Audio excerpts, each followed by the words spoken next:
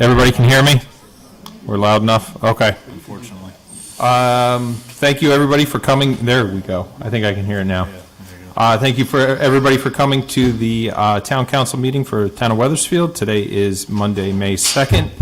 And if Councilman Forrest lead us in the Pledge of Allegiance, please. Be an honor, Mayor. I pledge allegiance to the flag of the United States of America and to the republic for which it stands, one nation, under God, indivisible, with liberty and justice for all. Thank you.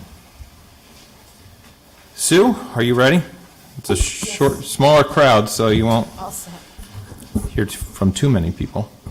Councilor Biggs, Councilor Forrest, Here. Councilor Hill, Councilor Lesser, Here. Councilor O'Connor, Councilor Pelletier, Here. Councilor Pentelo, Here. Deputy Mayor Mazzarella, Here. Mayor Rell. Here. Thank you. Thank you, Sue.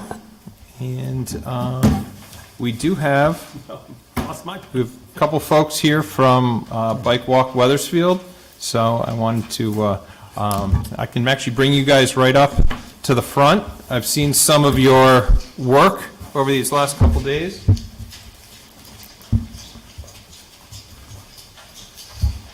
And Tom, actually, I saw your work. I was the one standing there as you pulled in with your truck. You had a deer and I don't know what else was in the back. The Cove Monsters. Cove Monster. Yes. So for those that don't know what we're talking about, May is bicycle or biking month.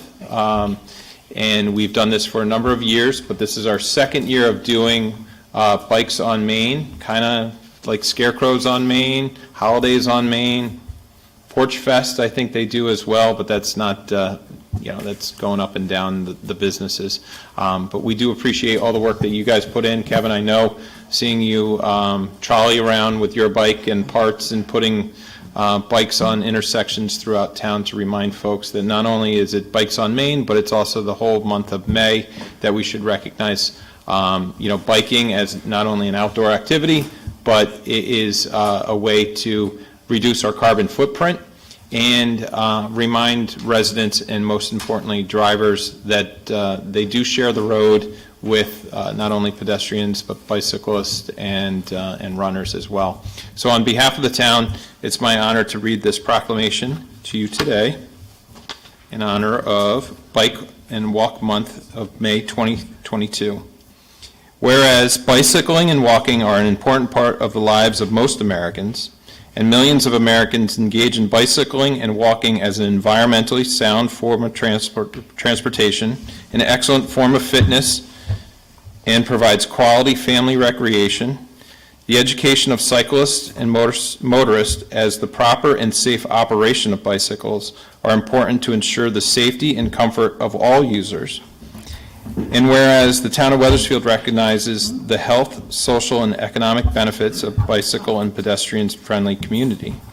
And whereas the town of Wethersfield, with its partner groups, events, and infrastructure, striving to make our community more bicycle and pedestrian-friendly, including partner groups like Bike Walk Wethersfield, Safe Routes to Schools, Central Connecticut Health District, Bicycle and Pedestrian Stakeholders Advisory Committee, Wethersfield Historical Society, Great Meadows Conservation Trust, Wethersfield Shopkeepers, and I'll add Wethersfield High School Bike Club in there.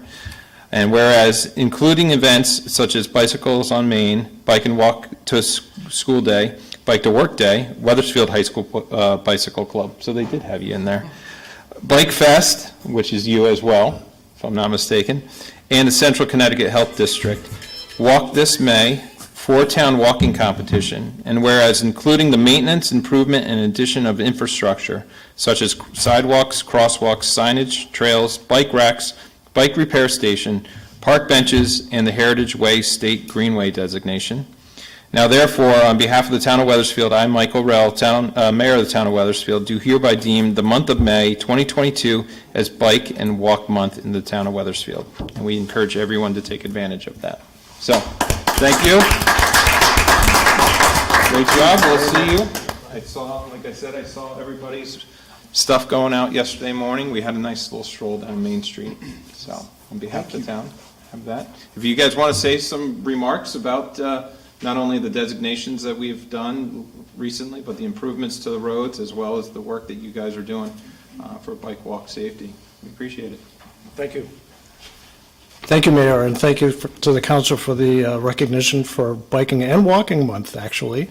Wanted to make sure that everyone on the council and everyone here knew about the mayor's bike ride on May 15th.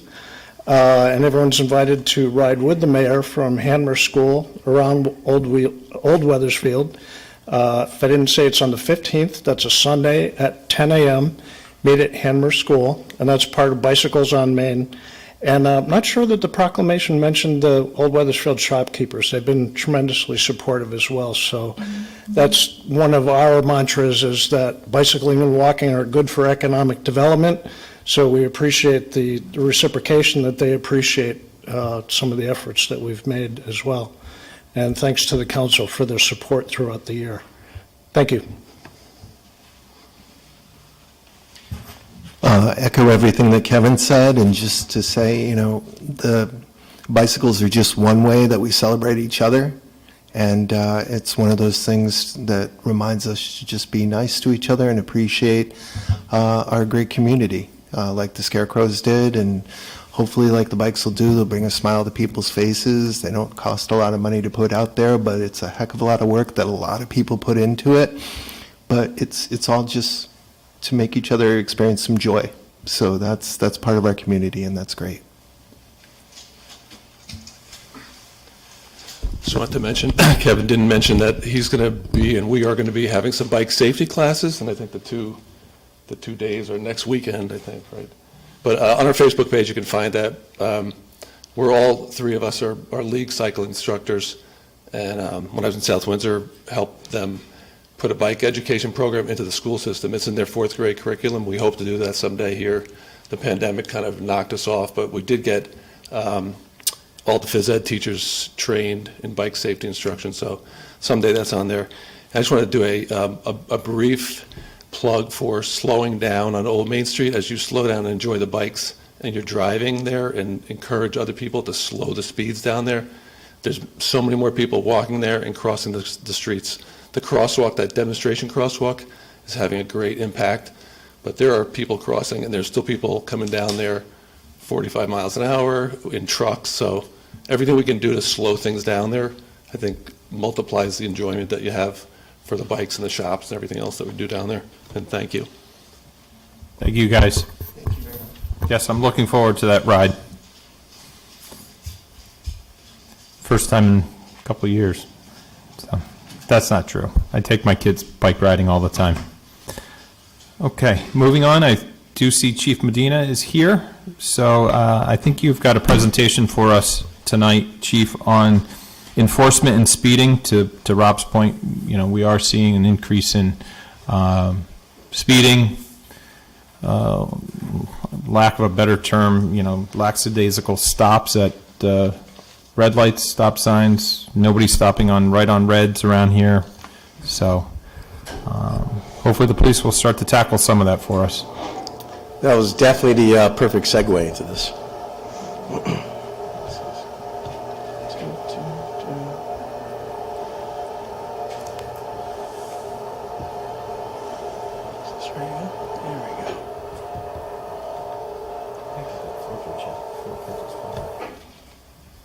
Start the slideshow. There we go. Okay. I couldn't see it. My apologies. All right. Town Manager Therian, Mayor Rell, Deputy Mayor Mazzarella, and councilors, thank you for having me to address or talk about the initiative to address motor vehicle moving violations such as speeding in the town of Weathersfield moving forward in 2022. But before I get into that, I'd like to talk about how we got here. Looking at the data analysis for 2021, we saw in town of Weathersfield, we investigated 812 motor vehicle accidents. Is that up there or no? Are you seeing it? No. No? Let's see. See two cruisers. You see the two cruisers? Yeah, we gotta, is that beginning? Oh. That's why I'm a cop and not IT. Where's Dave go when you need him? Yeah. We need them. There's not a next slide button on that? You just hit, I just hit enter, and enter usually moves it along.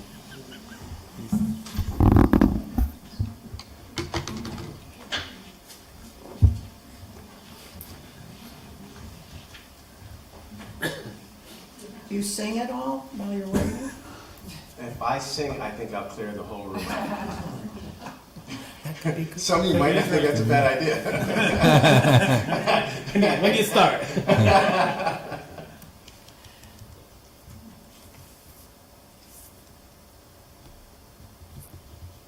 There we go. Okay. Oh, perfect. I got my clicker. So like I was saying, in 2021, there was 812 accidents. 120 were due to the factor of speed. Of the 120, we issued 109 infractions for traveling too fast for conditions. That's traveling where the roadway is either wet, it's covered with snow, some type of hazard in the roadway where you should be traveling at a speed where you lose control of the vehicle or can't stop in time to identify a hazard in the roadway. 9 infractions were for speeding, which is above the speed limit, and 2, ironically, were for racing, which is kind of disheartening that we have individuals who are racing up and down our roadways in disregard for other vehicles and people crossing the roadway. We've conducted 1,324 motor vehicle stops, and we did 1,041 selective enforcement initiative. That's where we identify our hot spots, and we put our officers there to do traffic enforcement. That move? All right. I think I broke it again. No? Okay. It's not moving on here. So now, currently for 2022, we've investigated 32 accidents, 6 involving speed as a factor, 5 infractions, once again for traveling too fast for conditions, 1 for speeding, conducted 438 motor vehicle stops, and 283 selective enforcement initiatives. Now, what you see in front of you here is the map from 2021. These are motor vehicle accidents that we investigated in the town of Weathersfield, that there was no injuries reported, but they are motor vehicle accidents. This is taken off our next-gen system where we can analyze the data and see, like I said, I call quote-unquote hotspots, where the bulk of our issues are. As you can see, the Berlin Turnpike, Celestine Highway, Knott Street, Celestine at Wells, Celestine at Prospect, Celestine down by the Rocky Hill line, and Maple Street. There's the bulk of your activities when it comes to motor vehicle accidents here in the town. And where we should be concentrating our initiative with doing traffic enforcement, identifying our moving violations resulting in accidents, and so forth.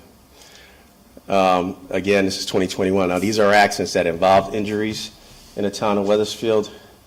Not as many, but 1 accident with an injury is 1 too many. And once again, you got the Berlin Turnpike, but now we get the Celestine Highway at the town line at Rocky Hill, where we have our accidents down there, which resulted in injury and or fatality. Again, these are speed as a factor that we investigated. So, talking about how we deploy our resources, this you've heard of me speak of before. We're getting into our patrol structure here at Weathersfield PD. You heard me speak of a 1 in 5 patrol structure. This is the 1 in 5 patrol structure. Excuse me, patrol structure. There's no 1 up there because 1 is the HQ sergeant. So you see D2, which is our northeast quadrant of the town, D3, which is our northwest, D4, which is the southern portion, D5, which is our central east portion, and D6, which is that nice rectangle right in the center of town, where is central west. That's when we're deploying 5 officers, which is great to do motor vehicle enforcement because I have 5 officers on the road, which if you look at it, D2, D5, D4, butt up against the Silas Deane Highway, they could work with in conjunction with one another to conduct motor vehicle enforcement. D3 and D6 butt up against the Berlin Turnpike, which they also can do enforcement there. That's the ideal plan with the 1 and 5. However, that's not always the case due to vacations, sick time, and things of that nature. But this is the ideal plan to do it with.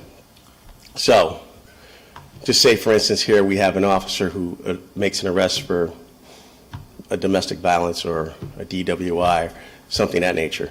That drops us down to what I call a Plan B 1 and 4 patrol structure. Here's your plan. This is what we normally do, and you've heard me speak about the 1 and 4 patrol structure before. This is what you're looking at for patrol structure for Weathersfield Police Department. As you can see, there's 4 quadrants, or districts as they call it. D2 to northeast. These are all divided by Wilcutt Hill Road and Wells Road. D3 northwest, D4 southwest, D5 southeast. Still ideal. I got D2, D5 who will butt up against the Silas Deane Highway that can do traffic enforcement together. D3, D4, which got the Berlin Turnpike. But again, they still have operational functions that they have to do for the town. So outside of doing speed enforcement and other things like that, they still have to maintain calls for service and providing services to the town. So in this case, if we effect an arrest and it ties up 2 of my officers, but luckily one's able to break free, then we go to Plan C, which we normally sometimes operate on a daily basis, which is your 1 and 3. That's what the town looks like for a patrol structure on a 1 and 3. So when I ask for those individuals to increase my staffing, this is where we go into the point where, as it quote unquote is called, the prevent defense. This is where you have your 3 officers here who have this broken up in thirds, who have to patrol those areas, maintain visibility in the communities, because as we know, the saying is, well, I never see a cop. Well, that's the responsibility of patrol officers in town. They have to patrol those neighborhoods. They have to be out there and be visible.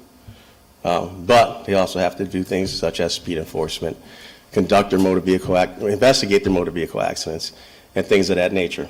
So this is less than optimal. I prefer the 1 and 4 as a minimum staffing, but with all this being said, this is what we're planning on doing coming up in 2022. Based on the data I've shown you so far and what we can retrieve from Next Gen, we've identified, obviously, Silas Deane Highway, Berlin Turnpike as our highest occurrence of motor vehicle accident. That's where our most vehicular traffic is. But it's going to raise a red flag. As we know with the racial profiling report, where's our issues?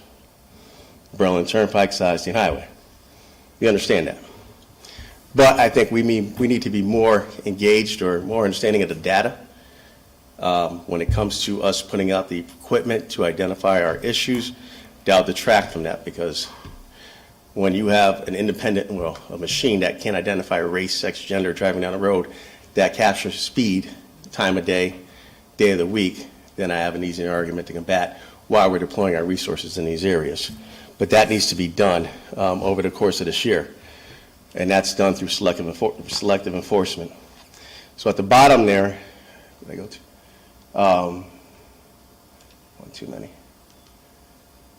The role of the traffic unit officer, which you've heard me speak of before, that's the one position I'm trying to create within the Weathersfield Police Department to strictly do traffic enforcement, traffic initiatives in the PD. They will team up with the other district officers, that one person will, but their primary function is to analyze the data, deploy the speed trailer, deploy the pole-mounted cameras in these areas that we identify hotspots, identify the days of the week, the times of the day, and go out and do enforcement during those days. That's what we need to do. But that's with me getting out of that 1 and 4, getting to that 1 and 5, or having that 1 and 4 with the extra traffic unit officer to do that. So we maintain operations of the town, we maintain costs for services, but we're able to address this issue on the back end.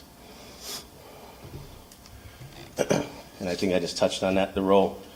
We currently have 1 speed trailer which we can place around town, which shows operators their speed as they're traveling down the road. We have the telephone pole mounted speed readers, which we have 3, which gather and store speed information for analysis. They all do.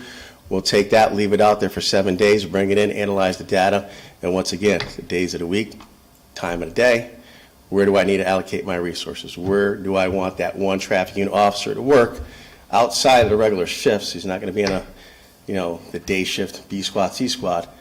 That shift is going to be the swing shift that goes during the time of the day, day of the week, that we have our issues in these areas. Obviously, we can deploy those speed trailers at the request of the community, and like I just said, as we identify the pattern and trends. And such, with that data, when feasible, if I do not have the traffic unit officer out there, take the officers, depending on if it's a 1 in 4, 1 in 5, and deploy them into their areas, in their districts, when they're not answering calls for service to do selective enforcement. So that's another way of looking at it as well. So here, this is what our officers have done and will continue to do as we change the way we do business. As you can see, a comparison from last year to this year, selective enforcement for the month of January, there was 35. This year we did 76. Last year, February, 25. This year, 66. And 66 of March this year, 54 last year. Our patrol checks, which our officers have to do as well, outside of, like I say, patrolling the streets and the neighborhoods, checking the residents, pulling on doors, making sure no one's breaking in. Those are your patrol checks. So those also have to be done as well outside of enforcement. That's what our officers have been doing. As you can see, the increase, they're being very proactive this year alone. 110 patrol checks in January, 496. You can see how the numbers are going up. So based on what we're doing, they're out there, they're active, and they want to be engaged with the community.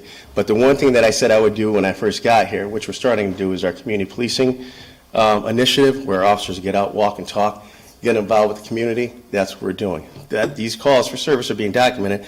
That's them going to the local schools, getting out, walking around the schools, understanding the buildings, to be there, meet the staff, meet the kids, so that way they don't meet them for a first-time basis when they're there for an incident, but they're there to be officer-friendly outside our community, school resource officers. That's getting out of Weathersfield, walking and talking, being engaged with the community that way. This is what we're starting to do, and that's what I want them to do. But we're documenting it now, so you see what your officers are doing. But we still have to, like I say, address our calls for service, the ones that are more time-consuming. So when you say, well, I didn't see an officer on Silas, Deane, or speed. Well, if you look at the bottom here with our time-consuming calls, you see the ones where we have, last year, 171 emotionally disturbed persons. Those are the persons that usually we have to deal with, and it results in an emergency committal where we have to commit them to a hospital for psychiatric evaluation. We're seeing last year was 171. We're at 45 already this year. That's not a 1-officer call. That's a minimum 2-officer call, if not a 3-officer call. So if I'm sending 3 of my officers to deal with one person, that means the town is left with 1 officer on patrol. If you're running a 1 in 4. If I'm running a 1 in 3, you have no officers on town, because usually the sergeant's with them. And that's off shifts, B and C squad. If that's day shift, then the lieutenants and myself will run out there and handle the calls for service, because that's what we do. And the same thing with domestic violence. Domestic violence is a minimum 2-person call. Those have a propensity to be violent sometimes when they turn on the officer. That's why it is a 2-person call minimum. Now you just lost your staffing there. And we could go further on with the time-consuming investigations that they have to be detailed as a patrol officer, your accidents, your thefts, your robberies, where they're sitting in a lot for an hour documenting a call, determining if they want to turn it over to major crime or not. So based on this, what I've spoken about today, that's what I'm looking at doing. It's called time management, trying to get my officers manage their time better to do the enforcement and identify the days of the week, time of the day, where we need to do it, and hopefully with some extra staffing, we can deploy that traffic unit officer to go to hotspots identified by us and or by the community based on their phone calls. So with that, I turn it over to you if you have any questions. Thank you, Chief. Any questions for the Chief? Councilman Lesser? Thank you. Excuse me. Thank you, Mayor. Thank you, Chief. Appreciate your presentation and really like the direction that you're taking your staff, particularly on that last slide with the community outreach, with the patrol activity and selective enforcement. So I have a couple questions. First, can you describe a little bit more what a patrol check is? And then I have a few questions on speeding enforcement, but first a patrol check. Patrol checks vary, depends on the shift you're on. I'll wait for that to go up so you can hear me.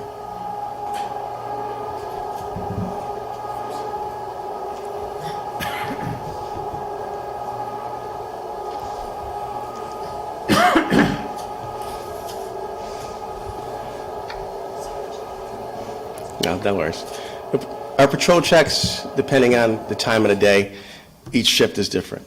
I could do a patrol check at the community center on day shift, where I go there, step out, walk through the hallways, make sure it's secure, interact with the community, so forth, so on. Evening shift, I could go out and check on a business such as the Moores and say, are you okay? Are they closing up? Are they all set? Midnight shift is very unique because there's no one out. The businesses are closed. So that is where we get out, we do a patrol check, walk around, pull on doors, make sure they're secure, no one's breaking into a residence. And what I want to institute as we move forward is get what's called door hangers and putting the date and the time that we check those doors and hang them on the doors so that our businesses know that we are out there doing that. So it's not just, oh, we don't know where the cop's at. So it's being documented there. So that it varies from shift to shift with a patrol check. And it's something as easy as like me walking in town hall saying I'm doing a check at the town hall. Mingling with people, but I'm also making sure it's safe and secure. That's helpful, that's great. I wanted to ask a little bit more about speeding. So I hear this, I'm sure my fellow counselors, this has become a big issue in town.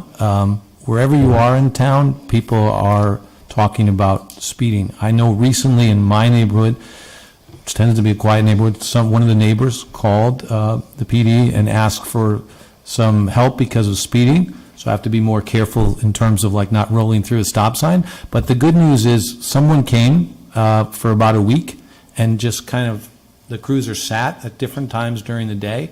And I think that probably had a positive impact on speeding. And specifically on other roads in town, I know your focus, and I'm getting to my question, is on the Silas, Deane, and the Berlin Turnpike.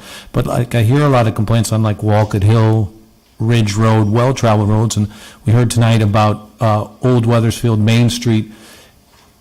Is that, or can that be worked in? I got the 1 in 5, 1 in 4, and prevent defense patrol plans. But some of those other major roads that are not the Silas, Deane, I hear a lot of complaints about speeding on those roads. Is there a potential plan for some of those roads and speeding issues? We could do enforcement on all roads. What we need is the feedback from the community saying we're having an issue.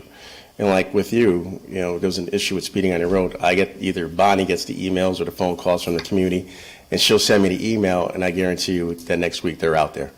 And then that's where I get it from, because I need the feedback from the community. If I'm not hearing it, then we don't know where to go outside of those main areas. Now, with that also being said, with the 1415, that's the way it's historically been broken up here in the town of Weathersfield. I'm really not a fan of the 1415. My patch says Weathersfield, it doesn't say District 1. So if I could have my officers to start working together and go to a Wells or Ridge and do enforcement together, and then bounce back to their districts and do their patrol sweeps of their towns and have that presence, then so be it. That's what we need to do. But we have to get out of the mindset of just sticking in one area. But that comes with time, and that's me changing it over time. And then, like I said, help from the community, the data. So that's all going to move and change, but we need feedback from the community. Got it. Thank you. That's it, Mayor. Mr. Deputy Mayor? Thanks, Chief. Aside from speeding, I've noticed, I live on Walcott Hill Road. Most of the traffic goes much faster than the speed limit, but we've become used to that. My question is about people modifying their vehicles. We have a lot of these vehicles that apparently have modified mufflers or exhaust systems or things like that. And years ago, I remember that was like an enforcement issue where they would pull you over, give you a summons or whatever. You had to get your vehicle fixed and go down to motor vehicle, have them inspected and so forth. Have those laws changed, or is it just like impossible to enforce? Well, the laws haven't changed. The way we look at policing has changed. And that's based on independent reports of racial profiling that take away the low-hanging fruit for us to do our job. tinted windows, loud mufflers, things of that nature, busted taillight. And quite honestly, you want to change the laws, or they want to change the laws where we have to stop vehicles for 7 violations, expect traffic to go up, expect speeding to go up, expect it to get dangerous on the roadways. Because you're tying the hands of your officers. So as a resident, is there, does it do me any good to call the police and say, this car, XYZ car, just went by, appeared to be going 50 miles an hour, and also, he doesn't have a muffler or whatever? I mean, does that help? Because I don't think the public thinks it's going to help. Anything helps. Like the, You can't be quiet. If you're quiet, then you're doing Yeah. exactly what you want. You're not helping. I They think should be people have calling. become complacent, though. They feel like it's going to be an annoyance to just call when everybody knows it's, it's pretty, The one Very unique thing frequent. about you have about this police department is they want to be out there. They're looking for direction, okay. and that's what we're going to give them. But I need the help from you to do that. So when you Yeah. talk about equipment violations, as you just did, understand that there's going to be a back end to that. That when we do equipment violations, you're going to have those reports again. I mean, granted, we could stop them for speeding and then cite them for the muffler because that's the primary charge. But the primary charge is not going to be your tinted window or seatbelt violation, even though I could get a grant for a click it or ticket. Thank you.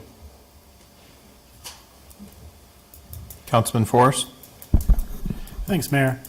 I was interested in the part that you talked about, the patrol checks during the day, but also at night, where it was easy for me to understand going to the old Weathersfield shops, D&D, et cetera, check in the banks, make sure everything's good.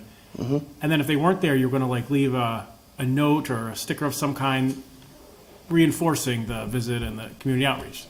That was very interesting. If it's at night, though, is the same concept, and you were sort of talking about pulling on doors, and I don't think you were going there, but it might be interesting, or I'm asking you, were you thinking about going to residences, saying want to let you know the Weathersfield Police Department was in the neighborhood this night? Is that? They're part of the called community outreach? door hangers. We hang them on the door to rep the businesses.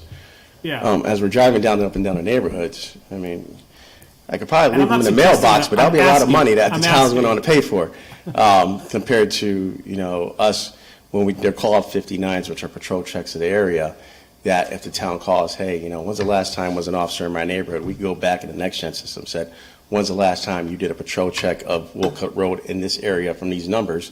They say, I punched it on this date, this time, say, here you go, here's your officers at night in those areas. I mean, I'll knock on your door in the middle of the night, Councilman, and say, we're here. I know.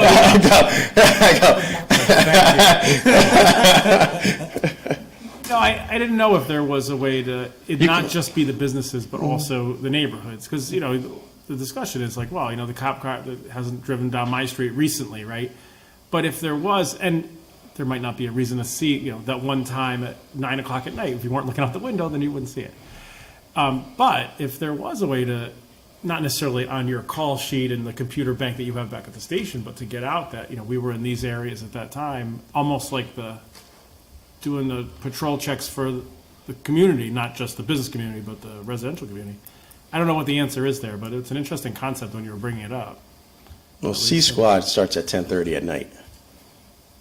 So I don't know if anybody wants us knocking on our doors. I'm not We talking can leave about them in their knocking. mailboxes, Yeah. but like I said, that comes with a cost, or we can It's a- put out the stats of when we're in areas at certain times. Or yeah, but it's a recognition that, you guys are out there doing your job, and that just because we don't see it at the moment in time that it happens, doesn't Exactly. mean it's not happening. So that might just be a communication thing, but I found the whole thing interesting as a concept. The last thing is I saw recently, I was picking up on what Mr. Mazzarella was talking about, and that was, I saw a video where, you have your mobile street speed, where you go down, it says you're driving, 42 miles an hour in a 35. That may be my violation. But I also saw a recent one for noise, where it was somehow reading the noise of what's going on, and as you were driving by it, it would say, what your noise level was. I was wondering if you had encountered something like that. It was in a different state. I don't remember the state, to be honest with you. Are there noise variations of that as well for the mufflers and the rest of it that are not speed, but the other? I haven't seen equipment that measures the decimal the volume coming out of of a vehicle, but I could research that and get back to you. Is this another plug for Tesla? It is. We can't I hear was those going to ask that, but Yeah, I I was was like, we like, can't hear those. I figured that's the way we were going. Nice setup, by the way. Thank you. Nice setup. How did I do that? No, I really wasn't. I was. Tom started it. I'm starting to think you own stock in it. No, but it was. There are a lot of quality of life issues. You and I have talked about it, and this is just a few of them. There are a whole bunch, and if there was thoughtful ways of enforcement, I think that the community is probably looking for it. So. Thanks. Just to follow up on some of these, Chief, thank you not only for tonight, but, everything you and your department are doing for the town. Seeing some of the slides up there, actually, just the routine visits, the touches that you have, it's definitely made a difference, because I've heard from residents and shopkeepers that appreciate the stops and conversations. So the community level of engagement has definitely increased, and we are appreciative of that. But to touch on some of the points, is there, to Matt's point about community outreach, I was just thinking, door hangers during businesses, they come in the morning, and, it's good to know that, the police had been there. And you had mentioned communication, on social media. Could you, provide some, just wanted to let folks know, you don't have to report every single thing, but, in the area of, Wells and Goff Road, we were patrolling that area. We had seen a number of, suspicious activity. We checked on a couple folks, and they were just coming home from their own late night shifts. Or you can say, we did see some activity, and, we arrested some juveniles or some whoever's for whatever activity that they were doing, just so that you keep that community outreach going. You might not be able to afford to do that door hanger, and like you said, honestly, if you come to our house, you'll probably wake up my dog, who will wake me up, which will send my wife, and it's Izzy. But, just that community outreach, where maybe on social media, post something on the web, your website, that here are some locations where we've been and this is what we've seen. And if you did that every couple weeks and updated it and refreshed it, just to let the public know that, you're out and about and doing these things. The other thing was, that presentation today. If you could do this, maybe not, it was quarterly, which is good. You had the first 3 months, but maybe come back sometime after summer and let us know how the summer months went. Mm-hmm. Because the speeding, to Councilman Lesser's point, always seems to increase, during the summer months. People are out, they're about, having fun. Main Street, as Kevin and Rob said, I've told the story, these guys have heard it before. I almost got hit with my kids on Main Street going into the Cove, backing out onto Broad Street. All of a sudden, there's a car right on my tail, and I haven't even made the, way to go north on Broad Street yet. Is there a way that, with selective enforcement that, I know you're targeting different areas, but, put a bigger focus on Main Street during, Memorial Day to Labor Day or something like that. And then I'll touch on one more plug, that speed bumps. I know some in town love them, some staff in town don't like them.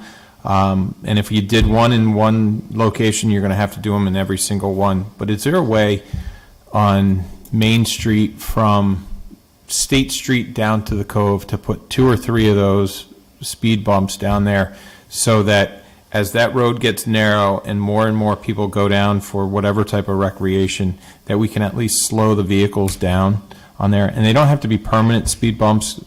Physical services doesn't need to worry about plowing over them in the wintertime, but removable kinds. Is there something, can we look into that? What I can say on my part, I can't speak for Derek in engineering, but on our part, we could put the speed truck out there, the trailer, and capture the data. And with that data showing the speeds that the vehicle is going through there, reporting it to engineering, have them make the determination of putting the speed bumps, i.e. removable ones or permanent ones, based on the data we give him.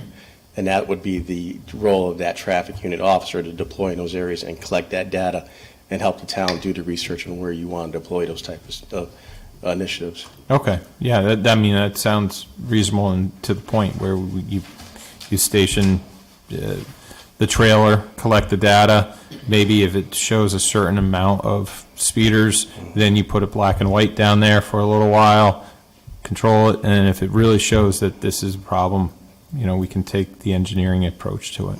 Okay, no, that sounds good. Any other further questions for the chief? No, thank you again. Thank you. Doing a great job. Appreciate it. Thank you. Very much appreciated.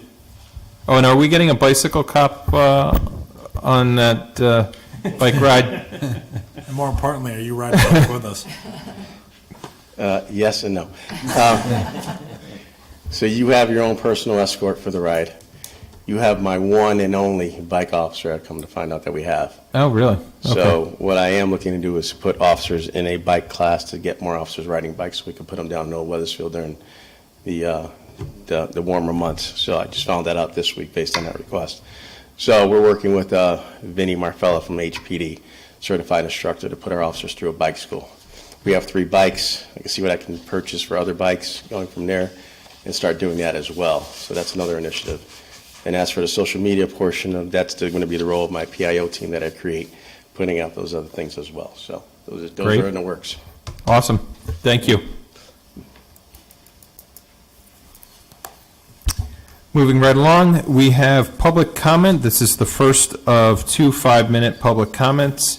And if I remind folks who are here to speak, state your name and your address, and you're limited to 5 minutes at first, and then there's a second round at the end. So anybody wishing to speak?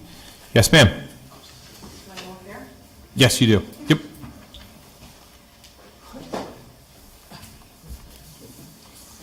So my name is Joyce Lacavoli, and I live at 47 Bridge Road in Weathersfield. I feel like I had everything written, and it was all about what the police chief was talking about.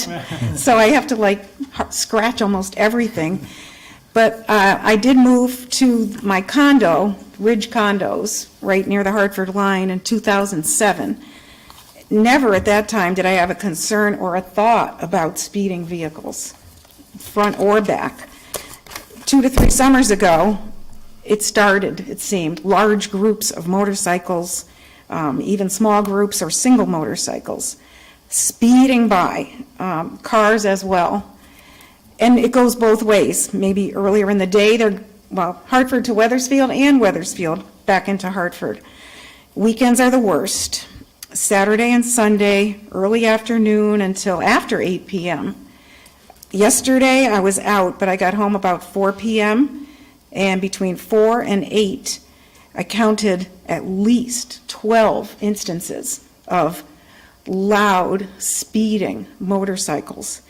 And I'm not an expert on this, but if I had to guess yesterday, I would say some of those motorcycles were going 70 to 80 miles an hour.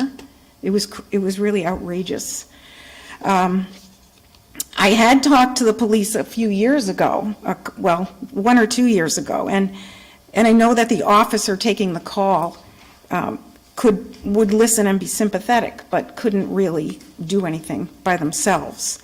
I did suggest a couple of years ago about the speed trailer, and I would really like to see that behind my property. I know that, is there only one speed trailer? I don't know if you can answer questions, but, maybe another speed trailer would be a good idea. And a more police presence in that little strip. So I'm talking about near where Dylan Baxter Funeral Home is, from the Hartford line to Jordan Lane. When I first moved in, seemed to be a lot more police cars, sometimes just pulling over on the side of the road near Cedar Hill, and I really don't see police cars there much at all.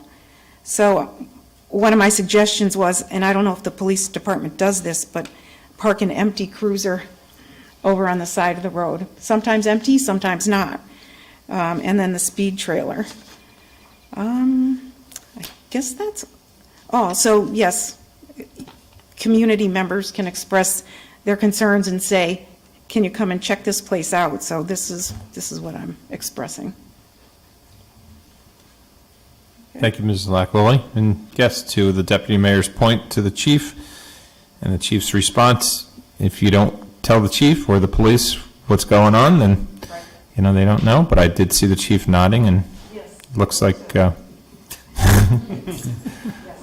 so tell your friends and neighbors to slow it down.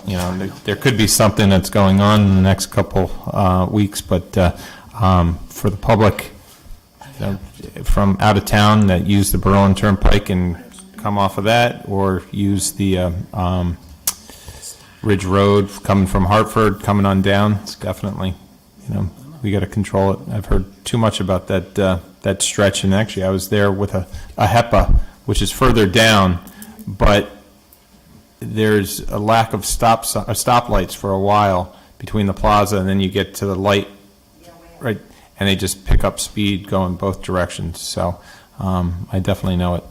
Been there. I'm actually house hunting. I feel like I can't take it anymore. And I love my condo. I love my home. But I can't live like this. So just a little aside. I think maybe we can work with the state police possibly as well on the Berlin Turnpike, and then some of our surrounding towns. I know we did a traffic enforcement task force or some type of task force with the other towns in the area. So thank you for bringing that to our attention. Anybody else wishing to comment? Mr. O'Connor?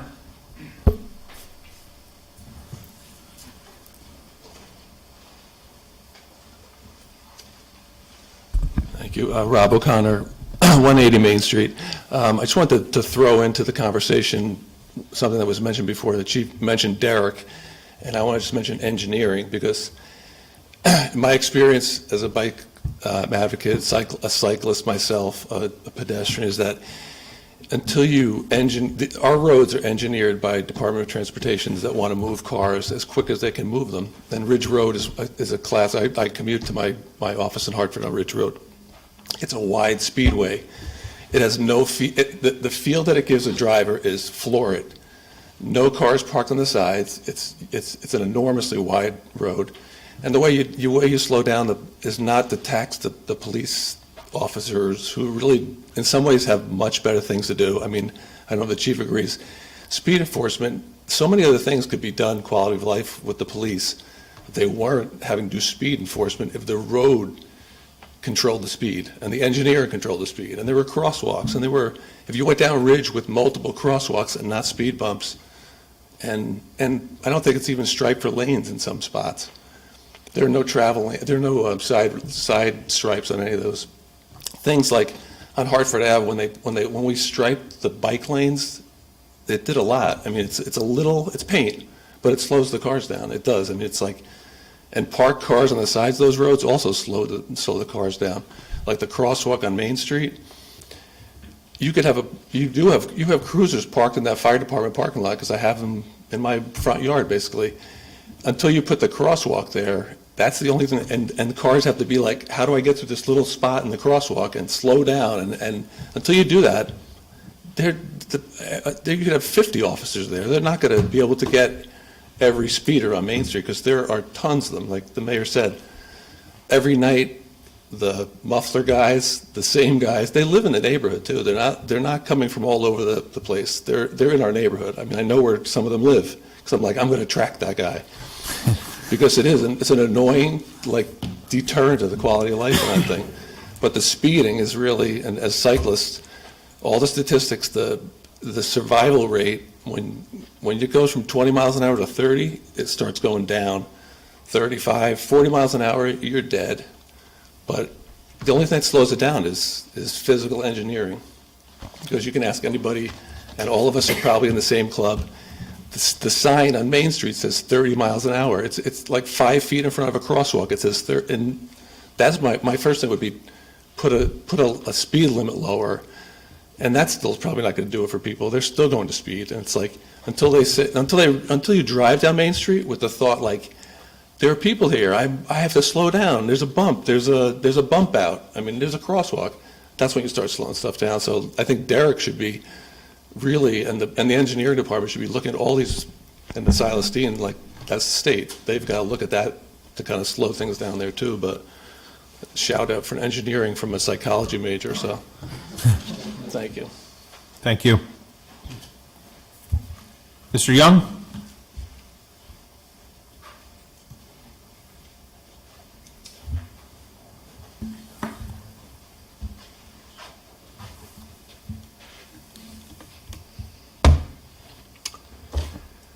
Good evening. Robert Young, 20 Copper Mill Road. I'll just pick up on this discussion you're having about the bike riders. I see them on the road. They don't stop at the stop signs. They zip through.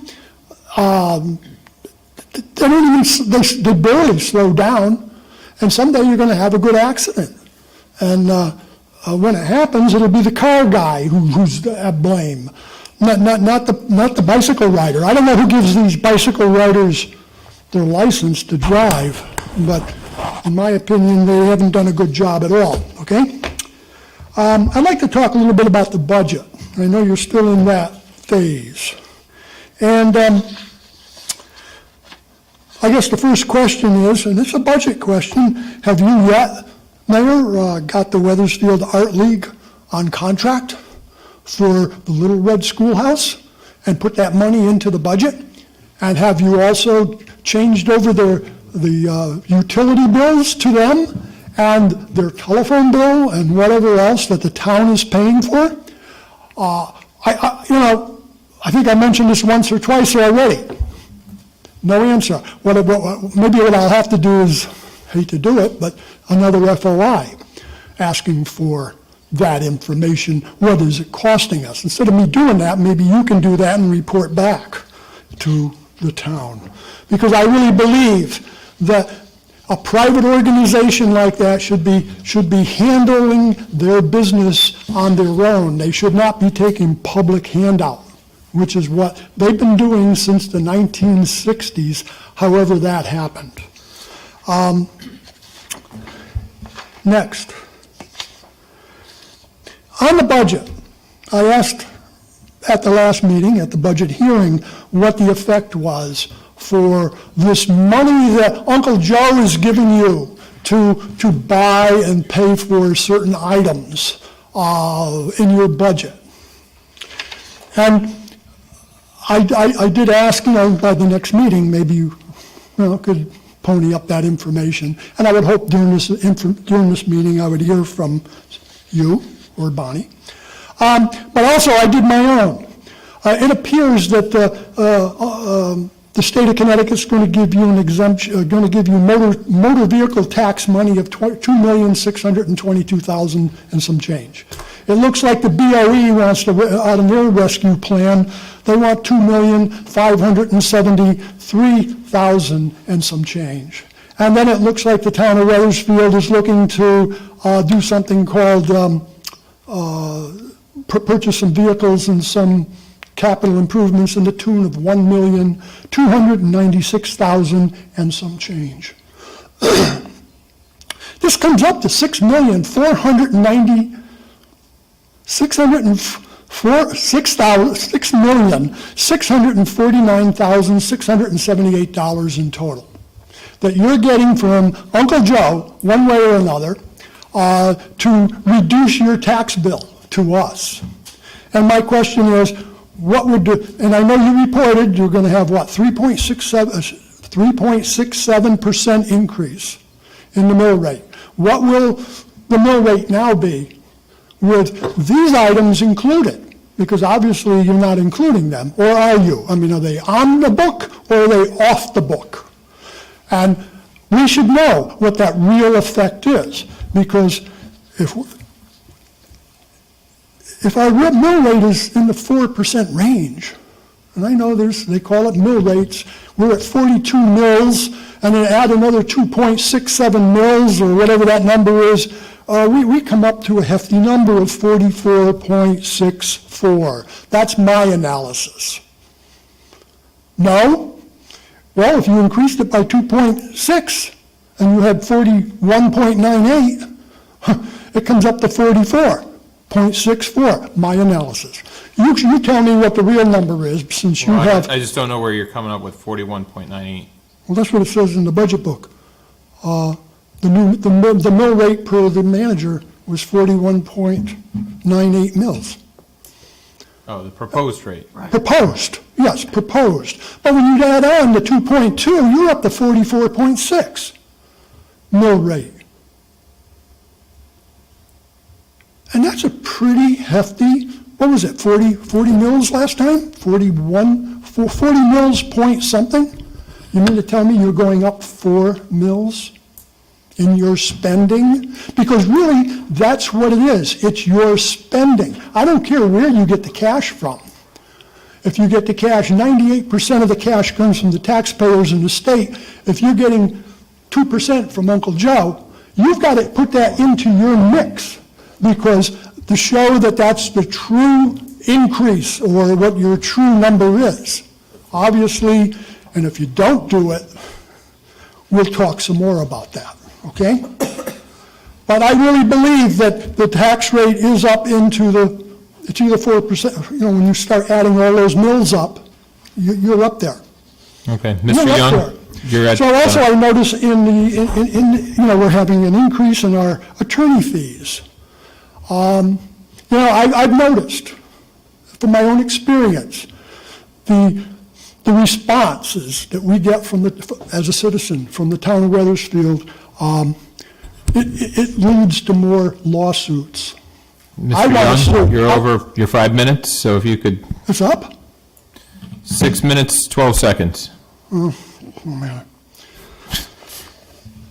If you want to keep the No, I'll come back. conversation... I'll come back. Okay, Goes pretty fast. time does fly. Oh, okay. Anybody else wishing to speak? Mr. Colantonio?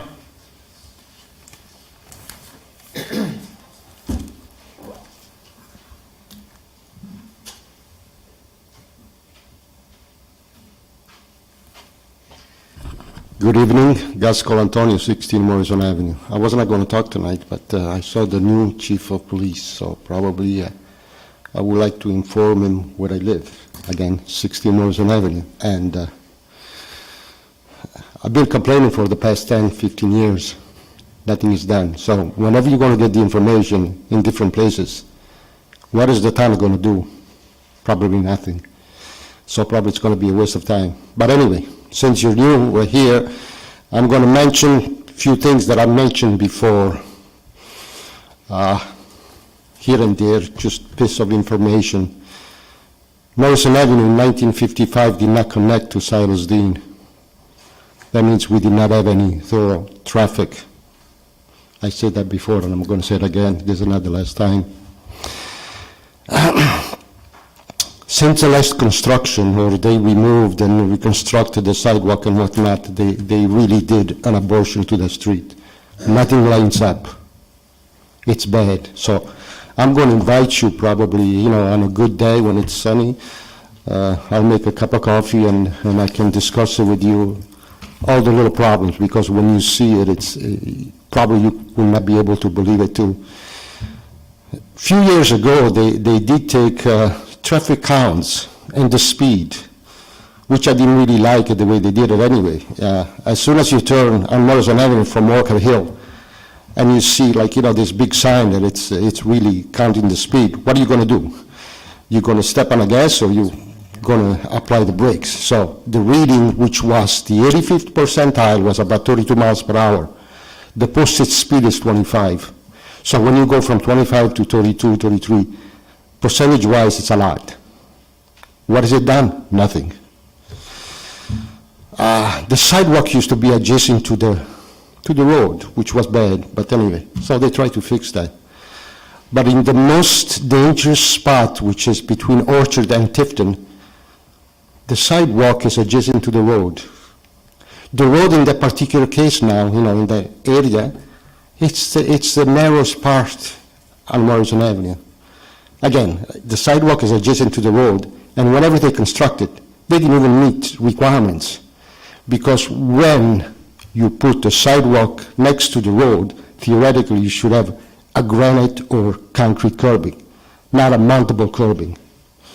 And also, the guidelines say that when you have a sidewalk adjacent to the road and you have a standard 4-foot sidewalk, which is separated from the road. When you get closer to the road, the sidewalk's supposed to be 2 feet wider than normal.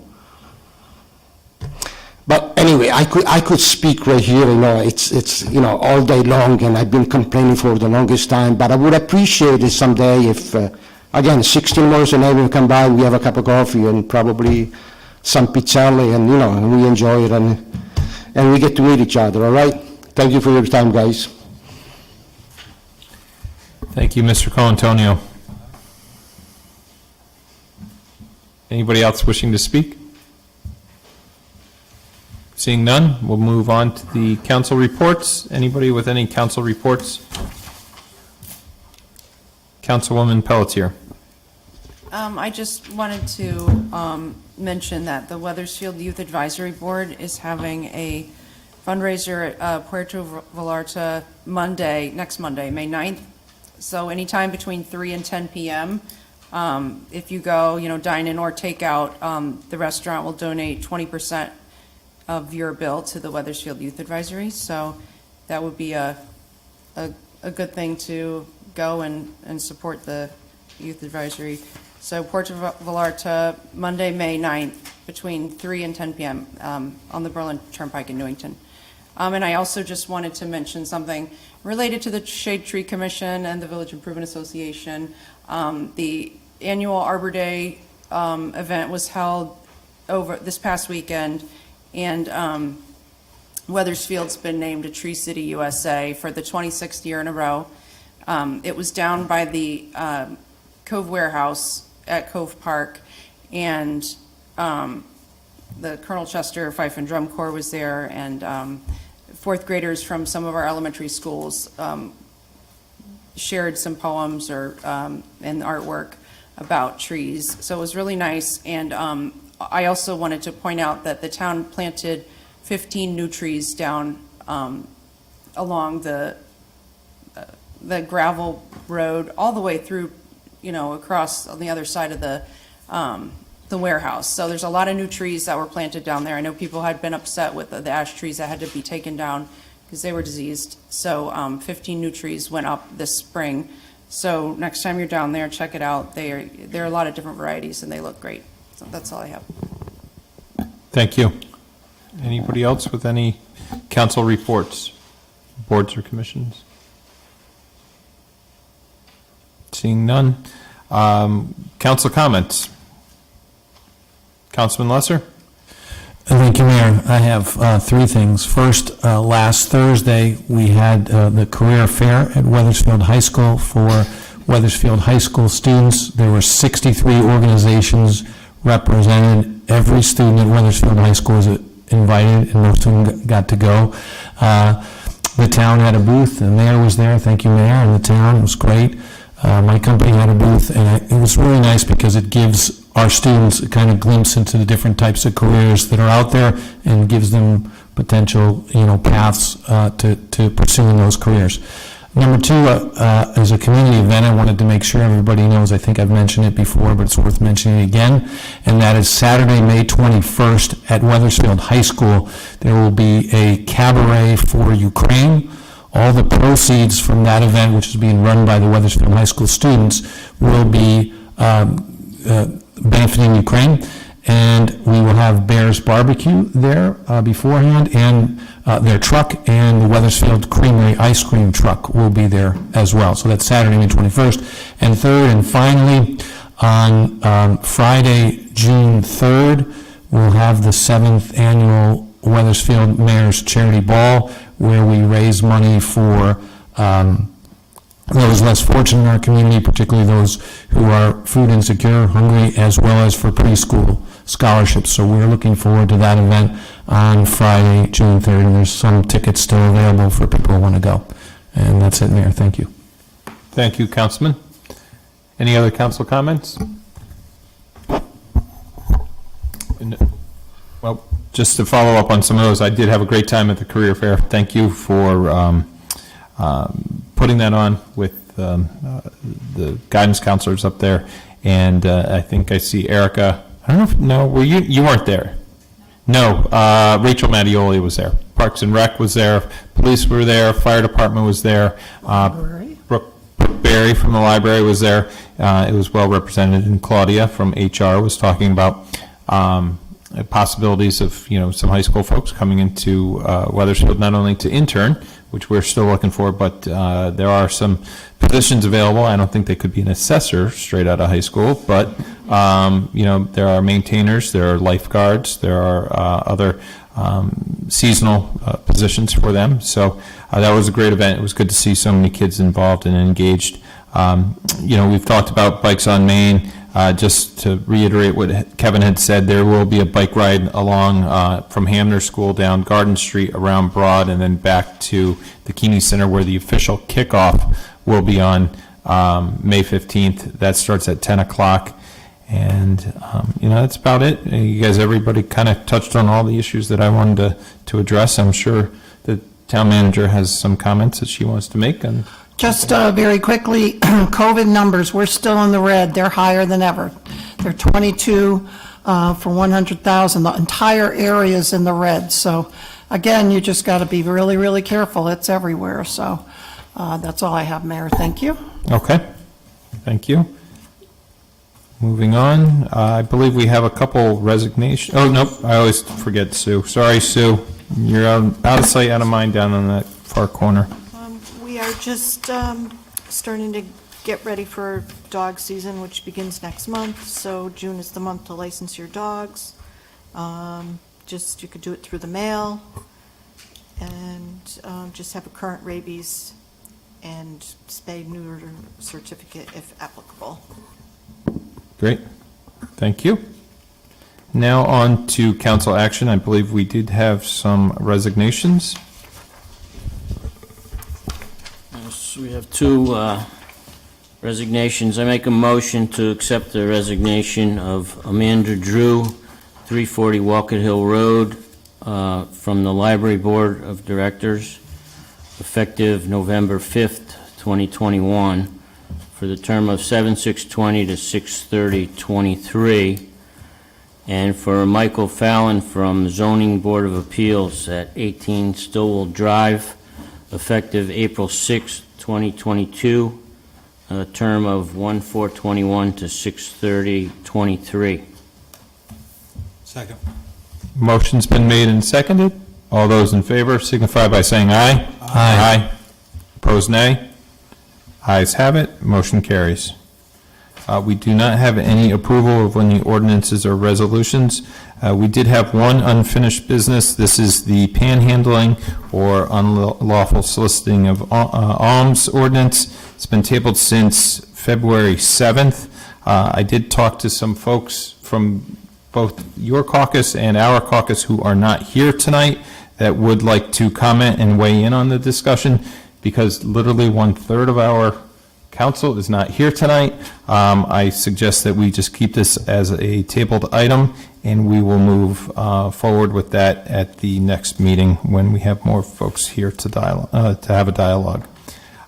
Moving next on to another item that was tabled last time around was the agent of records. This is what we had a conversation about, and I appreciate the town manager providing some information about whether or not it was for a 3-year term or could they do a 1-year term. It looks like they could do a 1-year term, but this is a discussion that we've had within our caucus, and I don't know about others up here on the dais, but it's always good to take a look at what we have. I think staff can get the RFP together in time to do this. So I don't know if you have any further comments you want to make, Bonnie, at all about it. No, I did put into your packet Article 3 concerning the Insurance Committee. And as you can see under Section 1010, let me just flip this over. No, that's the wrong thing. I think it does say it has to be for 3 years. Yeah, all subsequent appointments shall be for 3 years, 3-year terms. But again, and I know the council knows I've said this, there's a lot of things we have not gone out to RFP for that we really should be. And I know it takes extra work, but you just never know what the market's going to be like. So I would certainly encourage all of you to, in the future, just go out. I mean, just make sure you give the staff plenty of time to do that, which we're ready. Great. Thank you. Any questions or comments on this proposal?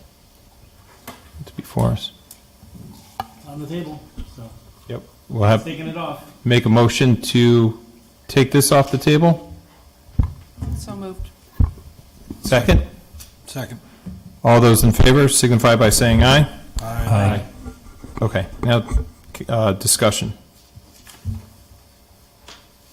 Did you want to move for RFP? Is that what you were thinking about? Well, I mean, Yeah, I mean, I'll make a motion to approve a 3-year, oh, I'm sorry, no.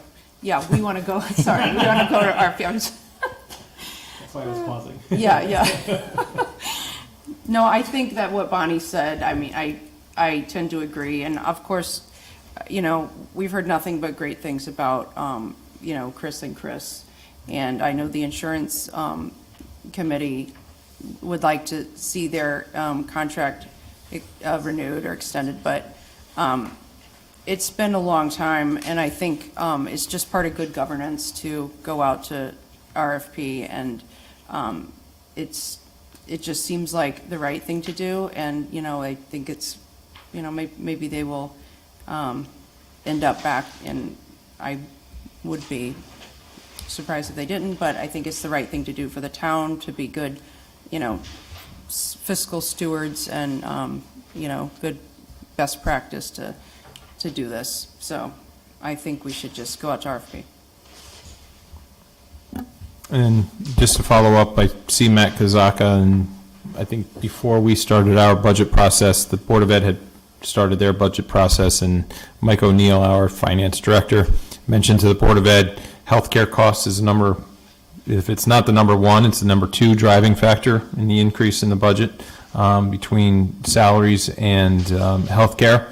So if there, I mean, as Councilwoman Pelletier had mentioned, I think it would be a service to the town to be, at least to be able to look at, see what are some of the driving factors for the increase for healthcare. You know, I'm not placing blame on anybody at all, but, you know, is there a way that our agents of record would be able to take a look and see how we are handling some of the insurance claims that are coming in, and if there's any way that we could improve our employees' ability to, you know, not have so many claims, but, you know, I mentioned it last time at the last meeting, a wellness type of incentive where if you do routine wellness, you know, you get a bonus or something like that, where you wouldn't have to go to the doctors periodically. You would just go for a simple wellness checkup. I know the state has been doing that. This is for the person of record, though, not the plan. Not the plan, Yeah. right. But if there's some recommendations that they could make for, you know, how to handle some of the, not the claims, but the insurance carriers that we have, that maybe there could be some suggestions that either we could make or the carriers could make that would make it a little bit more cost effective for us. You looked at me and I didn't. With that, it's been a motion. I don't know if Oh, we need a motion, and this is just on the table right now, but do you want, does the council need to move to go out to RFP, or is? Yeah, I would Yeah. be, yes. You want a resolution? All right. I think, Council Pelletier made a motion. okay. Well, she just took it off the table. She didn't. No, she No, made a she motion made a too. motion. She made a motion as It's already well. off the Take it off the table. table before we. Right, but She made a motion as well. To go out to she RFP. Yeah. started with the 3-year thing. Was there another? No, vote? yes, she did. Maybe I missed it. Mr. Deputy Mayor? I just wanted to clarify, with this type of contract, we're not necessarily obligated to take the low bidder, is that correct? Correct, because it's an RFP. So RFPs, you do not have to take the low bidder. And you can negotiate. Thank you. Councilwoman Pelletier, did you have any further comments? I thought I saw you. Oh, no, I don't. I didn't know if, if at our last meeting, if this motion was made, and then we tabled it, or if we just tabled the issue. I think you just tabled the issue. Yeah. And you asked me to research some things. Okay. Okay. So, if memory serves me correctly, we do have a motion on the floor. We do. And a second. All those in favor to go out to RFP? I don't think we have a motion. Yeah, I don't think I made a formal motion, so let me just do that, just to did. make sure we. I think so too. She did. I think the clerk's here with the. I thought you did. Yeah, Is let's there, ask is there the a clerk. formal motion? What Point of information. That Mary said she wanted to make a motion to go out to RFP. Oh, okay, okay. But the mayor said, did the mayor make the motion or did? No, Mayor made a motion to take it off the table. Clearly. And then Mary made a motion to Yes. go out to bid. So there were two motions. Matthew, you're making me doubt myself. You're making me that myself. I do believe there's a motion on the table. Was it seconded? That's my question. Oh, maybe it wasn't seconded. I'll second it. Thank you. So motion by Councilman Pelletier, seconded by Councilman Pentelo to go out to RFP. All those in favor signify by saying aye. Aye. Opposed, nay. Abstain? Ayes have it, motion carries. Thank you. We do not have any bids, if I'm not mistaken. Mr. Kazaka is here. This is other business. Falls under ordinances and resolutions for introduction. This is a special appropriation for the Board of Education, an MBR for lack of a better term, but it's a minimum budget requirement from the state to us for an shortfall. Bear with me as I got to go through the paperwork. Number? I think I have it right here. 246,922. Yes. 246,922 was short from our general fund budget for an appropriation to the Board of Ed last year, to their budget, and statutorily, we are required to meet an MBR requirement, and I believe this was the second time in the last 6 years or so. We had done this. It's not a mistake by Board of Ed or the Town Council. It was just an error in some financial look at, where we were getting towards the end of the budget. We were working with both Matt and Mike O'Neill in our office. We all believed we were on the same page. Everything added up, but a number of months later, we were notified that we needed to correct this shortfall. Any questions from any council members on this? Councilman Forrest? Just so procedurally, I thought that we might have had a limit on when it's a non-setting of the budget of $100,000 expenditure change. No, there was a charter change, and so that's been revised. Is it a different number now, or is there still that type of a? I'd have to double check. I know Mike O'Neill is recommending we go this route, and he said we now can do that because of the charter change. So I'll get you the number, but we're good to go. In fact, you already did one not that long ago, so. I think I asked the same question then too, and I forgot the answer. Contracts for public works, So I will get it. but you're saying it's this, Section 711.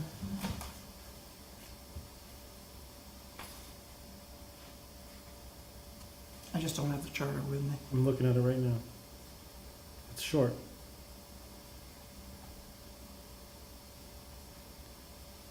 Yep. Provided that such balance actually exists, free of encumbrance. Well, you have money, that's for sure. But the only thing is you do have to set a public hearing. Yes. This Which would you be, do for the next tonight, meeting. we would do Subject to that. the limitations imposed in Chapter 3. So is that the motion we need? Is the public hearing motion? Yeah. I think we have It's in your to- packet. Yep. Oh, okay. Actually, I have it. Yeah. I can, If you want to make it, sure. right ahead. Thank you, Mayor. I move to hold a public hearing on the attached resolution at the May 16th, 2022 council meeting, followed by a vote on the resolution. Second. All those in favor? Oh, Mayor, just Discussion. That section 7 is prefaced upon section 311.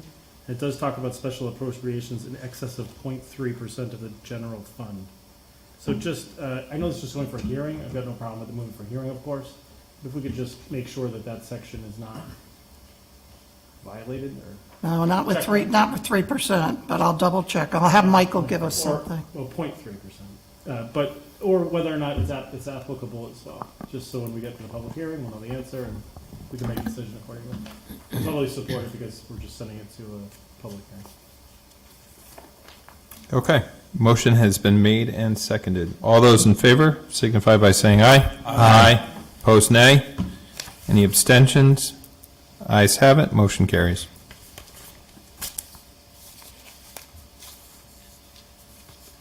I do see Social and Youth Services are here.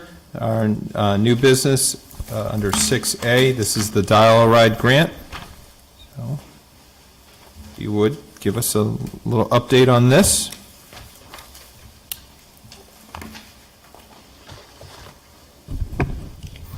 Okay, all set? Okay. Good evening, Mayor, Deputy Mayor, Town Council members, and Town Manager. Again, my name is Erica Texera. I'm the Assistant Director, Social, Youth, and Senior Services for the Town of Wethersfield. We are here tonight seeking approval to apply for the State Matching Grant Program for Elderly and Disabled Demand Response Transportation, also known as the Dial-A-Ride Expansion Grant. We've been receiving this state grant for over 15 years now, and it provides medical transportation for Wethersfield, Rocky Hill, and Newington, which has shown to be a great regional collaboration over the years. The grant provides Wethersfield with $31,773 for expanded medical rides.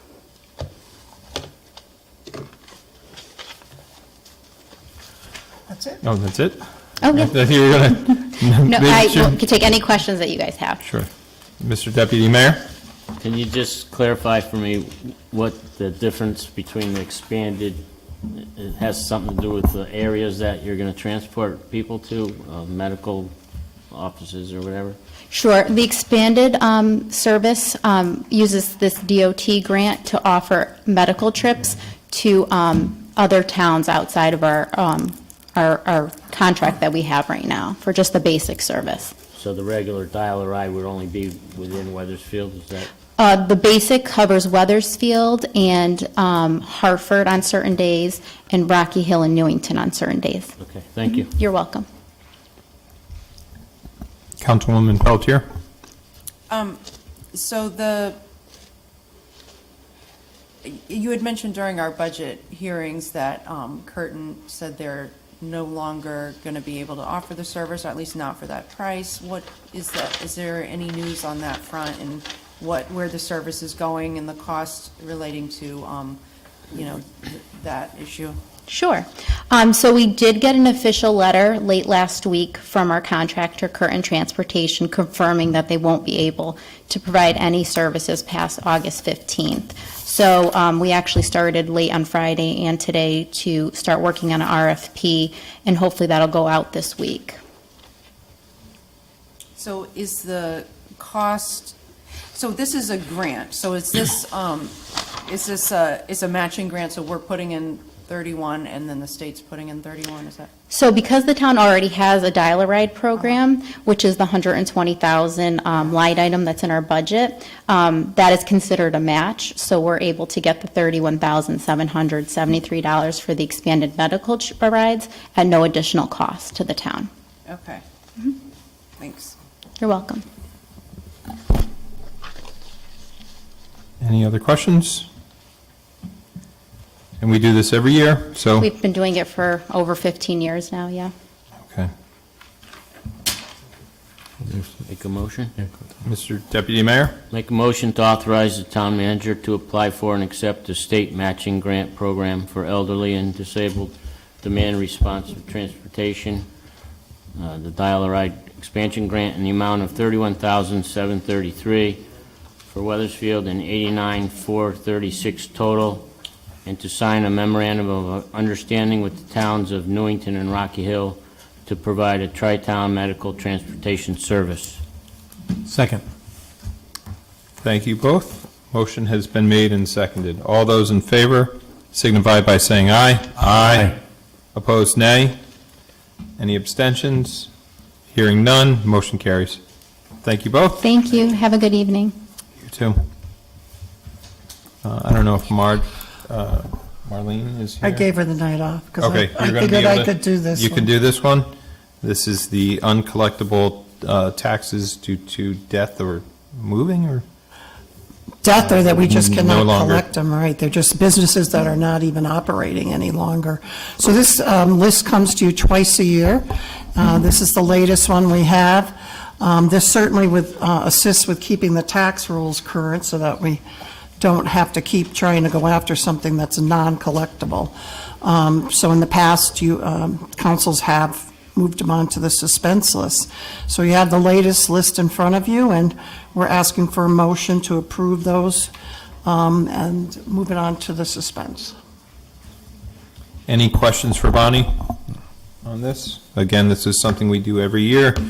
It's unfortunate, but Marlene does her best to collect taxes as much as possible.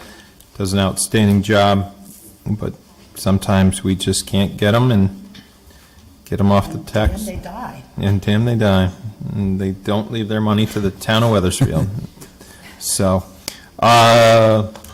is there a motion from anybody? Motion to approve the suspension of uncollectible taxes as listed on the attachment in our packet.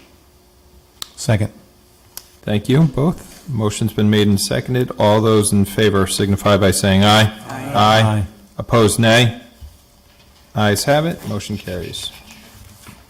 Derek just walked in, perfect timing. He must be watching us from his office upstairs.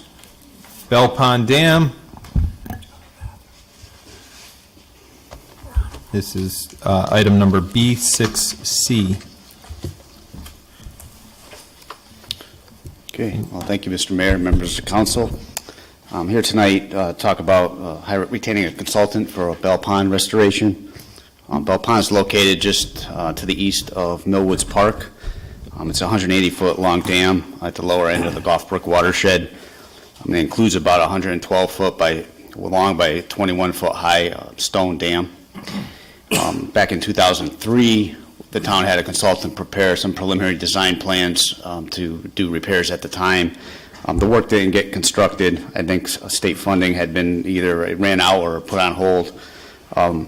So since then, in 2016, we had the dam inspected along with other town dams. It was found to be the one in the worst condition, rated in poor condition. It has missing stones, has some voids. There's some displacement of the concrete auxiliary spillway. We have a lot of vegetation on the dam. So the town, a while back, had set aside some capital funds, about $188,000 to put towards the project. The state in recent years has released some additional grant and aid funding, which totals $978,000 approximately. That's drainage and flood control funds that, to my understanding, were frozen for a period of time, and they agreed to release them so we could move forward with this project. They're going to be administered through DEEP that can be used for both design and construction costs. So staff had issued an RFP to consultants that are under a state contract from 2020 to 2024. That's for survey, design, permitting, construction, administrative services related to the project. It also includes a dredging feasibility study. When I first met with DEEP, I wanted to do the dam repairs and the dredging, pond dredging, all as one project. However, they were pretty stern on, they wanted to do this project first and make sure we had the funding to get this done, and then move, to the next projects, which could be the dam, the dredging part of the project. So I did at least get them to agree to do the feasibility study at this point so we can get some data so we can better scope out what the next project will be. The other thing is they have different permitting channels they have to go through, so they don't want to try and blend the two. So the plan at this point is to move forward with this restoration project, get some data we're going to need for pond dredging, hoping that there'll be some funding left over at the end of this project and be able to put it towards that project as well, which we have a lot of ponds in town that are in need of dredging, but being that this is at the bottom of the watershed, we're working on it first. It's one that we would look to do. So we have received 3 proposals. With these types of proposals from consultants, we rate them, we read through, we rate them based on quality, company experience, staff qualifications, their proposed project scope, and fees.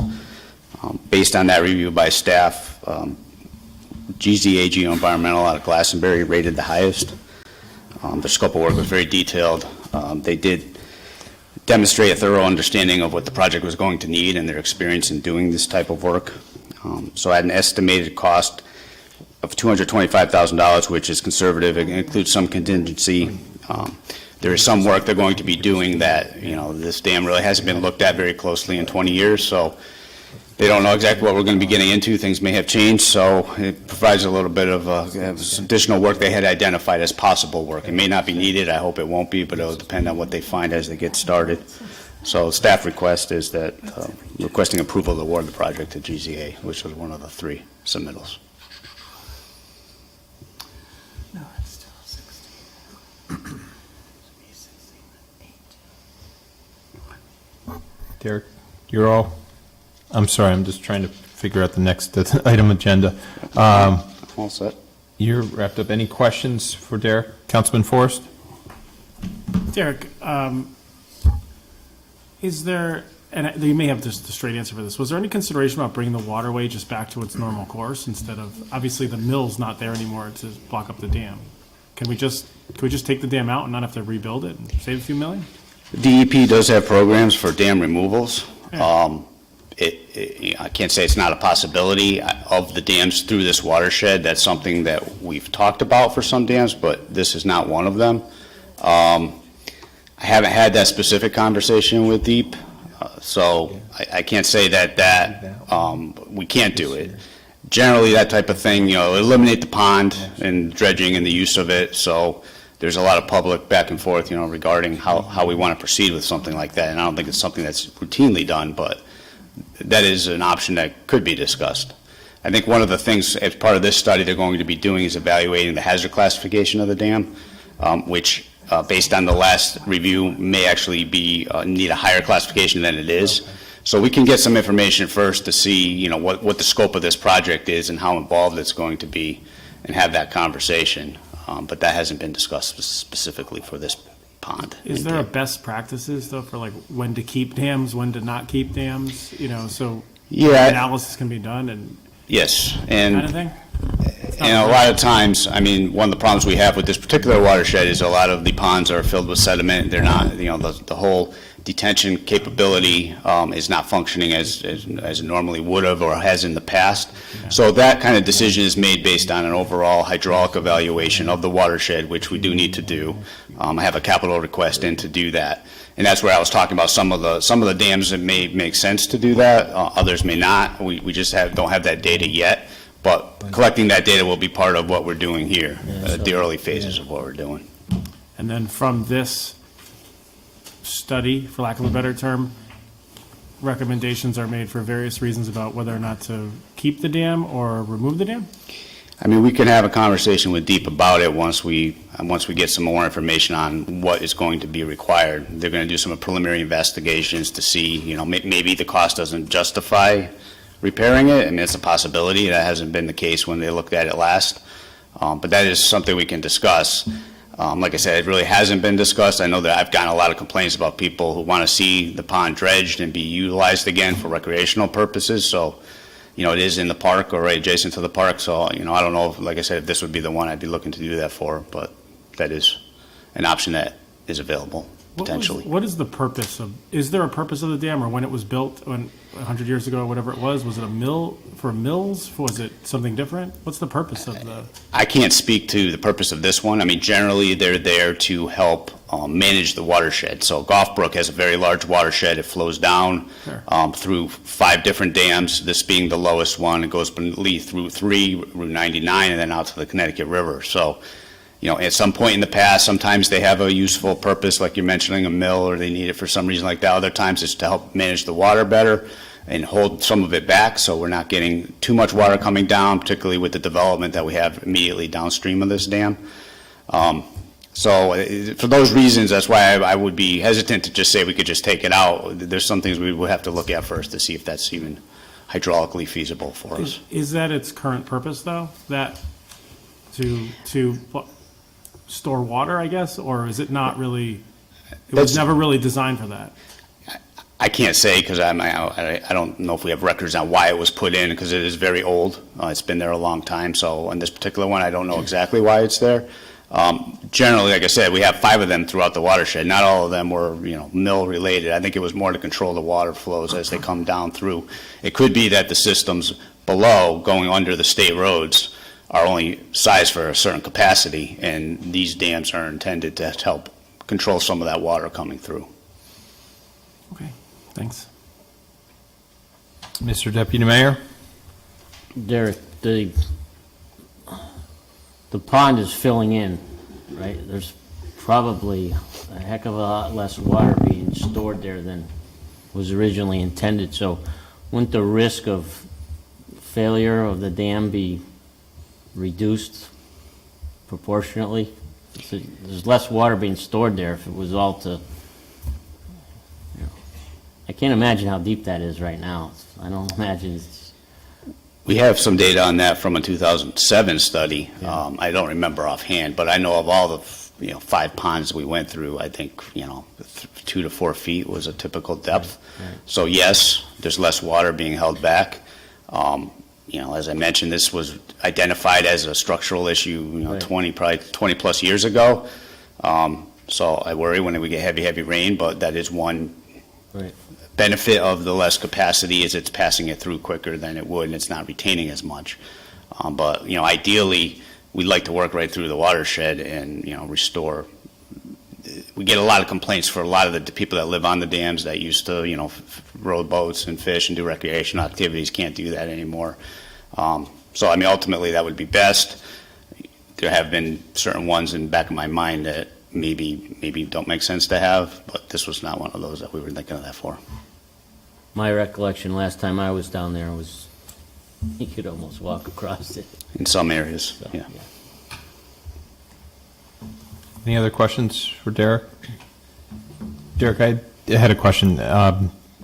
For as long as I've been on here, we have heard about the bond commission has money. We have something on the bond commission list for funding for dams. I don't know if it's dam repairs, dam study.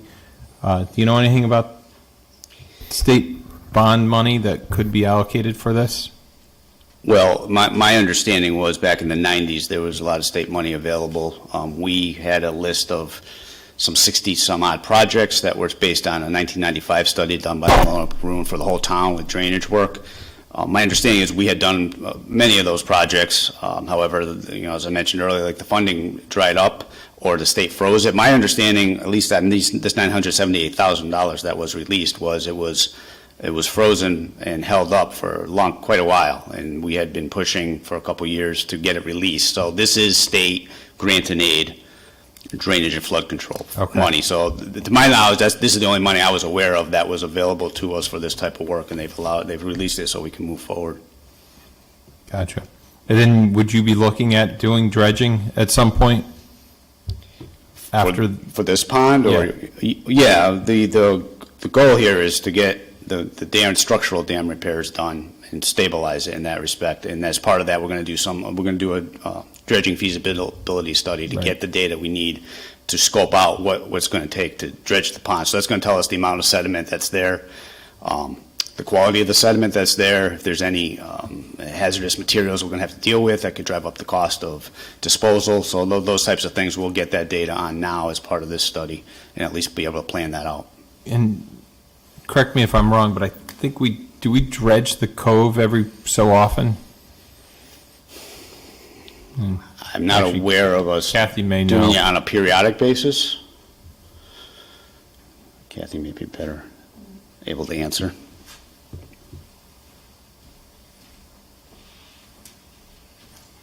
We dredged the cove probably about 5 years ago, not the whole cove, it was the channel. It's maybe 6 years now, but that's all through the federal government and the U.S. Army Corps of Engineers. So probably the last time it was done was back in prior to that was probably the 70s or 60s that it was dredged. Okay. So it's not required every so often or anything like that, but it's federally funded for that type of project. Yep, there was a grant available that came out, and the Army Corps used it to dredge the channel. Okay. So there could be some avenues we could look at. I was just thinking if we had to come back in, 2 or 3 years to redredge the cove or any portion of the cove, maybe piggyback off of that. But yeah, let's see.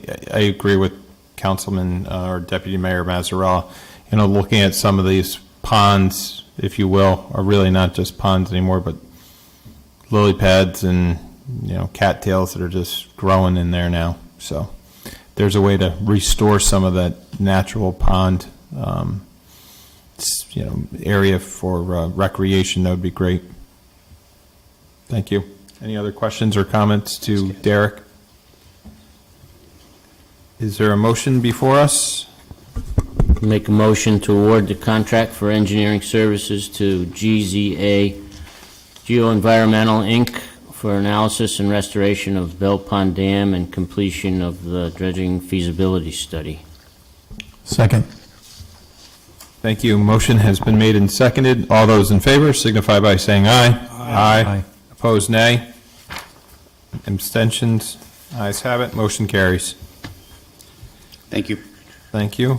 Bonnie, do you want to talk about this? Sure, I had mentioned something to the mayor. We have a number of court cases that are pending, that were here even before I got here, and my gut tells me I'm going to get drawn into a couple of them after I leave. So this would only be if I was called in for a court case. I mean, if anybody has questions, Fred, Mr. Presley, you guys, I'm not charging anybody for that. But if I have to testify in court, get subpoenaed, have to come up here, I'm just looking to get reimbursed for travel expenses and then my time. So that's what that's about. And your time would be based on the hourly That I have work now. that you currently have with the, and we have that in contract? So minimum wage, right? Yeah. Does that go up on July 1st? You want it? No. Is that in there?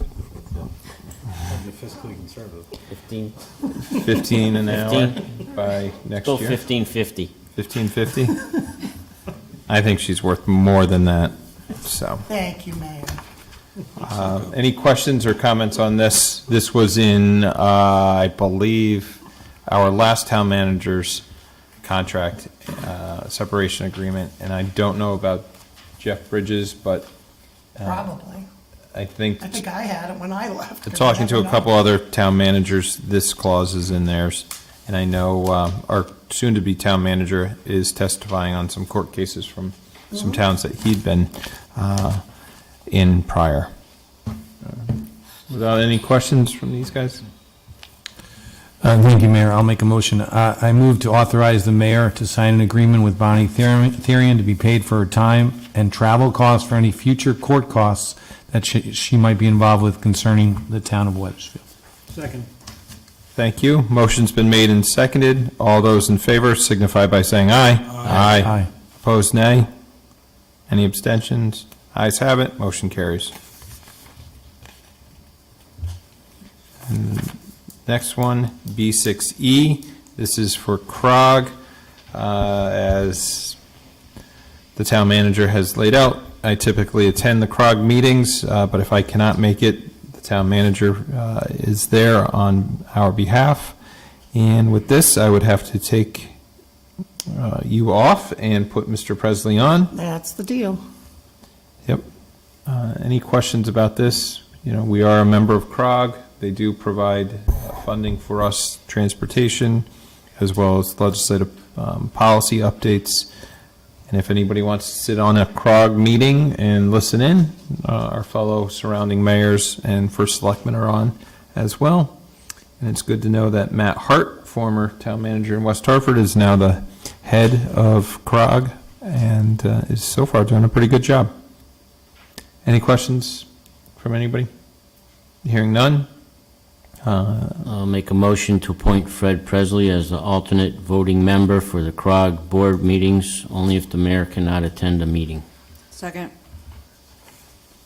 Motion has been made and seconded. All those in favor signify by saying aye. Aye. Opposed, nay. Any abstentions? Ayes have it, motion carries. And then our final one of the evening is B6F. This is something that came to our attention at the budget workshop that the registrars were at. Unbeknownst to me, and I've been on the council since 2013, and I think to anybody else who's been on the council prior to this current one, I did not know that there had been no pay increases for our two registrars since June of 2016. And thank you, Bonnie, for bringing this to our attention, because that would have been 2 town managers ago that we did not notice this. I know Maria is here to answer any questions that we may have. It's spelled out in front of us by state statute how it's done, and they are currently making $24,512. Our budget that we adopted last year had them at $27,500, but was never approved by HR. And then a proposed budget increase or salary increase to $30,000. Any questions on this? I have a question. I have a question about the hours worked. So it's 18 hours. I know the office is open 18 hours a week. Are both registrars there during those 18 hours? Because I thought it was, you both didn't have to be there at the same time. Granted, I know during election season, you're both there. But just, in general, or other times of the year outside of the lead up to an election. Maria, if you could come up to the microphone. Thank you.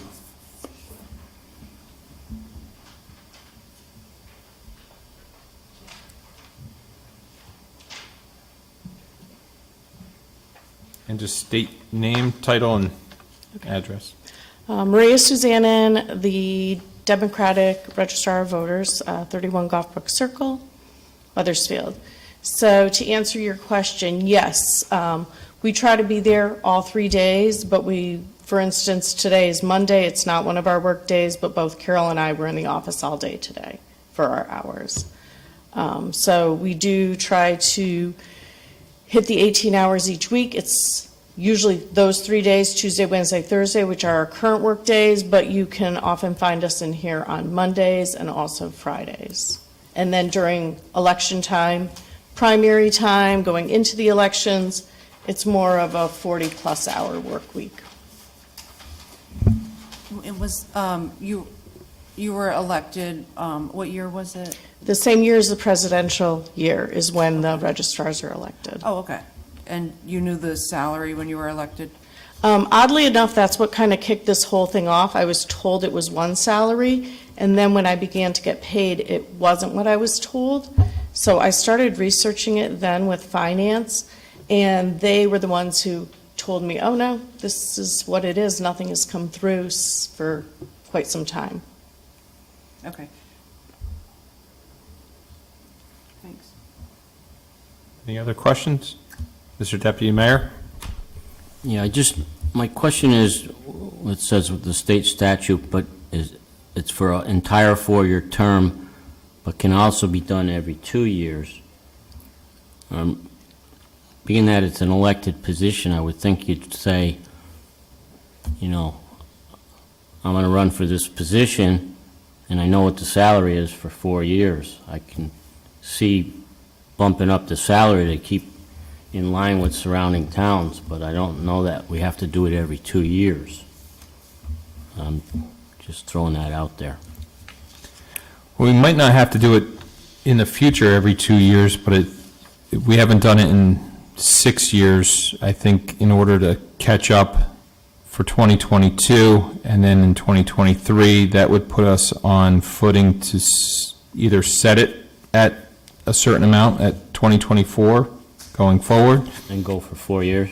And go for 4 years at that point. Yeah. I just think that 6 years, and everybody else in every department has been getting, either COLAs, merits, or, step increases, that this is a wise move to go and I can't, I don't want to sound like, you know, I don't want to say it incorrectly. You were told one thing and found out it was something else. That's not the way it should have happened, but. No, and when I initially went into the role, it was 6 weeks prior to the presidential election, and it was because the prior registrar had left Yeah. quickly. Right. So, and I did spend some time today talking to registrars in surrounding towns with similar populations as ours, and we're nowhere near. Yeah, we have Like, that. yeah. We have that data. So, I was just kind of relating it to council, where we all decide to run for council, and we spend a lot of time reviewing all the perks and the pay scales and all that. I was told something. Before, you know, I was, Clearly, I think we're all in the same boat. I was misled. I mean, we would love benefits if you'd like to consider that. We get water. Yeah. I just wanted to say, like, I totally understand, like, there's not been a pay increase in 6 years. And that's a long time.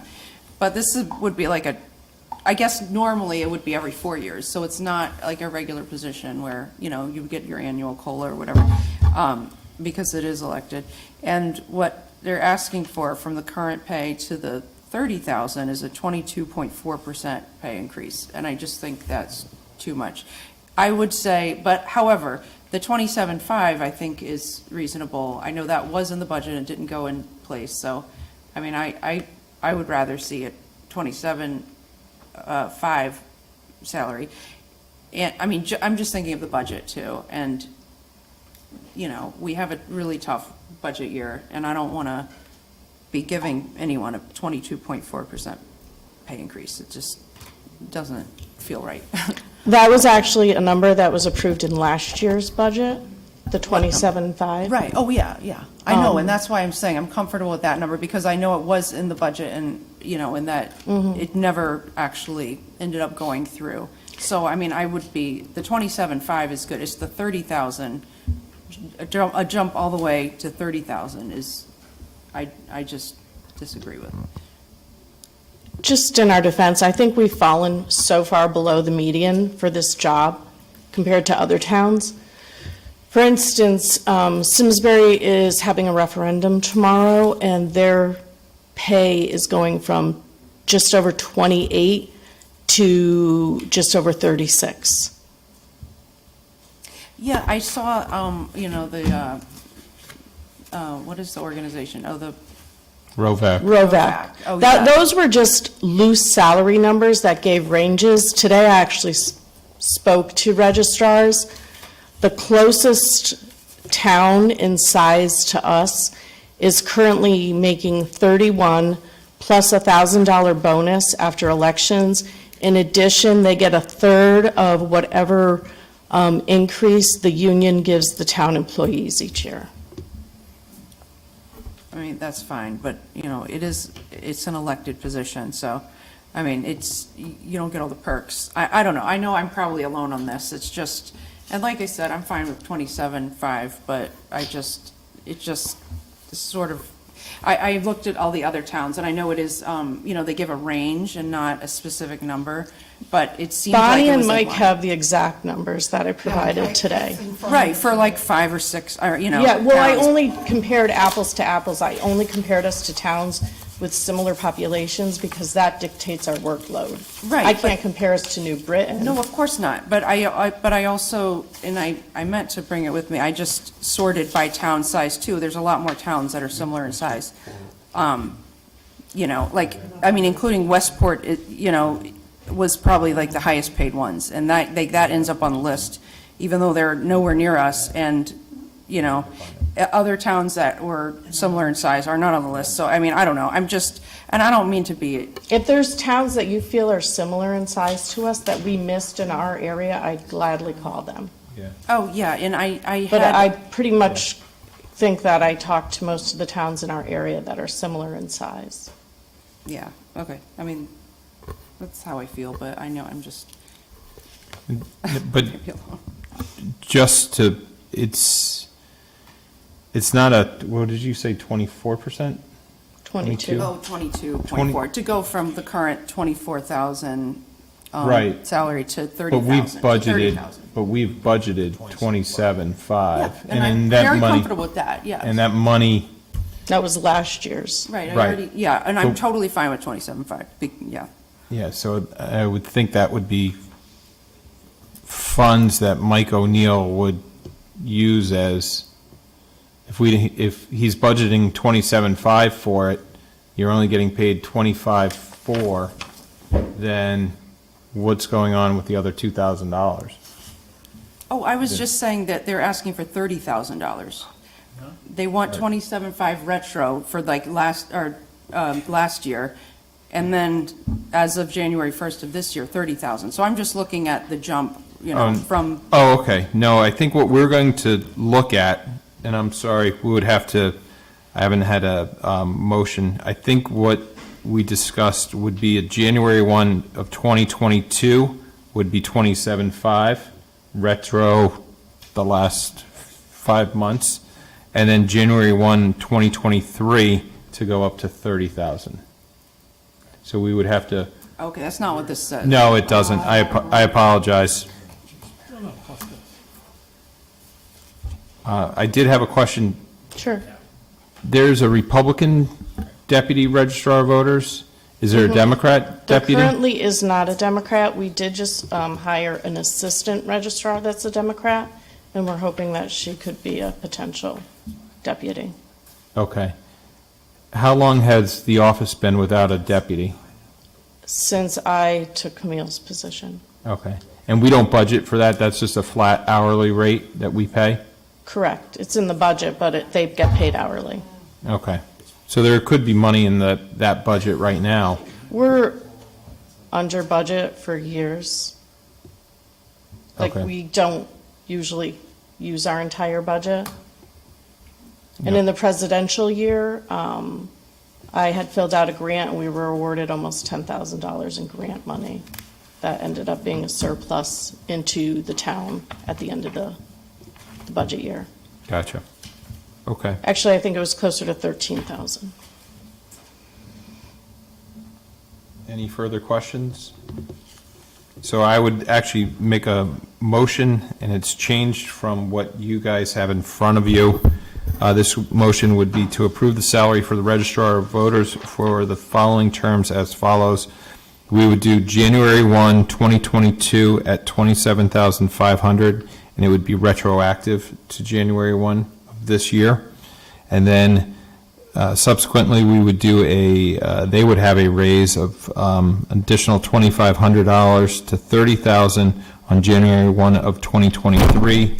That gets us back in line with the every 2-year cycle, so that we would have 2016 presidential year, 2020 presidential year, and 2024 presidential year.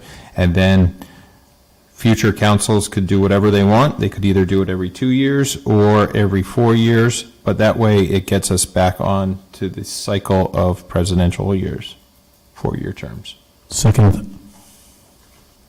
Motion has been made and seconded. All those in favor? I'm so sorry, I just want to clarify the dates again. Could you just repeat the dates? The first one to 27.5 would be January 1 of 2022, and then it would be a retroactive for the last 5 months. And then the next one would be a January 1 of 2023 to 30,000. That would be for 1 year. And then in 2024, they would actually get elected, and then they would have 2 years, according to state statute, to fulfill the term of 2 out of the 4 years, and then a review of the future council would be made in 2026 for an increase at that time or no change to be effective. And I should recall this, but maybe someone up here knows. I thought there was something about only doing the pay increases every 2 or 4 years. But this would be 2 years in a row. Is that an issue, or is it not really matter? Or is that like some state statute? Well, I think because you didn't do one for so long is what's going to be the difference. Well, yeah, but we're still would be doing two years in a row. Mm-hmm. So, I mean, is that a state statute or is that? It's in the state statutes, yep. So would it be violating the state statute or should we do? I don't know, I'd have to double check with that. 27.5 for starting January of this year, retroactive, and then the 30 starting in 2024. I don't know. I just don't want to. I'd have to check with the Secretary of State's office.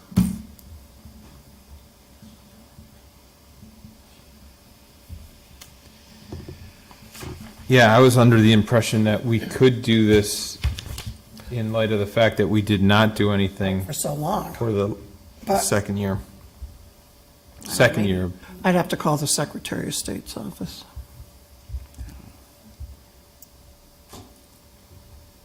Are you concerned that we would be in violation of that statute? Yeah, I mean, yes, that would be a concern, although, I mean, I don't know what the. Is there a penalty? Would be exactly, you know. I don't think it said anything about a penalty, We will but pay them in onions. Right. if you want a table, then I'll check with the Secretary of State's office, I don't and know. they'll come back. It's up to you guys, I don't know. Well, we could either. If we pass it and it's in violation. Right. we can do it. Then I'll tell Well, it you. would be retroactive anyways, though, so it's not like you're Right. gonna miss if, you know, but. Or you could just jump to 30. Good. This way you get a lump sum payment of your retroactive, which, how are you guys? Are you guys comfortable if we do this and Bonnie finds out we did it incorrectly? I'll bring it back. We could bring it back? We should probably do it correctly. It's kind of even like the ordinance for public safety, like, we should know that it's right, and then we'll pass it. If we're talking about retroactive, we certainly agree in general. I was fine with the other one, too. Let me just bring up the statute. I know, It isn't going to say that. This is a very unique situation. I'd have to call. I mean, if It it's, doesn't get into that. if it's 6 years and 2 weeks, what's the difference? I mean, right, you haven't done anything in 6 years or? Right, that's the point. what's From a another- general standpoint, through the mayor, we should probably line it up with the presidential elections in the 4-year term, and even maybe in an ordinance, say, we will review it every 4 years with the election and then set it and move it forward, so everyone has an expectation of exactly what they're getting into. That's not, doesn't resolve the current issue, I certainly recognize that. I'm Right. sure that we will resolve the current issue in some fashion. I was fine with the way it seemed pretty reasonable, especially with the surrounding towns, the proposal that was made in our packet. Obviously, there's a slight adjustment here, but. So motion to table, Certainly, if there's something on the table that says we're gonna violate a state statute, we should probably, and there's not a timeliness in the next 7 to 14 days where we're missing out or have to run an election or something Right. like that. As much as I'm sure it probably frustrates the registrars, and I recognize that. We probably should do it properly. we'll do it properly. So, She needs a second. well, I made a motion, but I don't believe I got it. Ken seconded your motion. Oh, you did? Yep. Okay, I withdraw my motion. Well, it's on the floor now, so if the council He has. can withdraw. No, he can't. It's on the floor. It's on the No, floor. he can withdraw if you withdraw your second. No, it's on the floor. You have to the whole council would have to vote. You can't single-handedly remove something that's already on the floor. so I can make a motion to table this till our next meeting. Sure.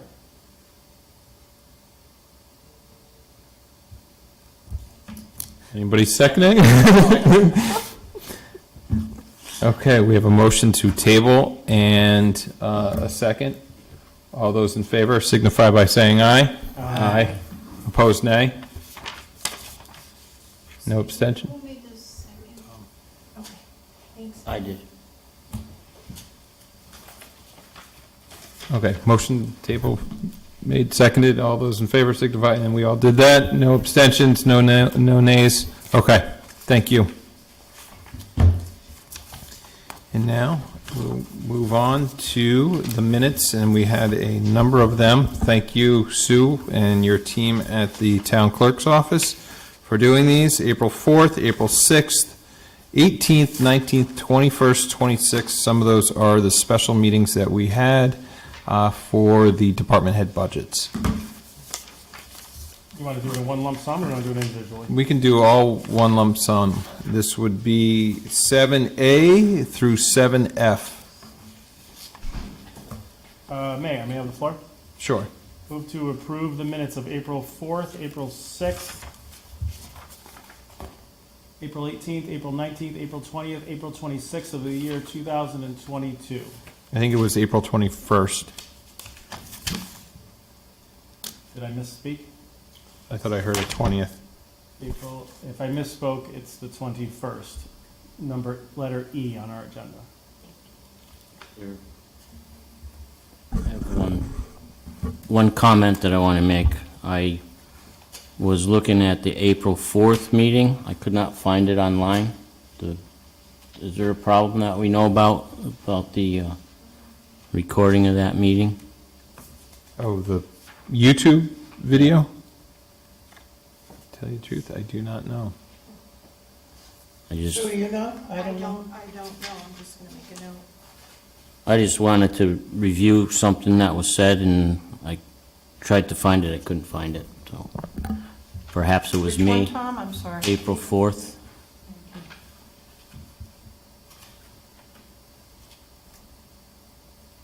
Oh, I think it's generally correct, but I did want to. I will check and Sue will check.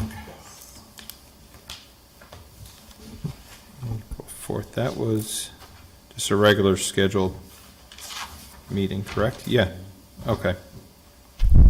Well, we'll take a look at that, just to make sure that it's up there, and I know we have IT sitting in the back there. I'm sure they will be able to assist us. So these minutes, all those in favor signify. Second. I think we did miss the second on that one. Yeah, I think we're just, We got it now, though. we got this. Nice job, Councilor Pelletier. Okay, motion's been made and seconded. All those in favor signify by saying aye. Aye. Opposed, nay. Abstention, hearing none, motion carries. And this is the second part of our public comment section.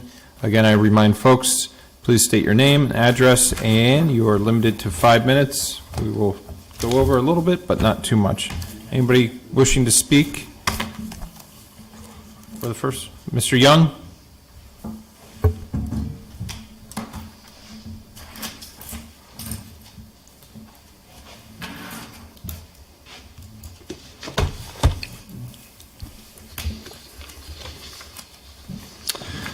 Robert Young, 20 Copper Mill Road. I'd like to continue where I left off.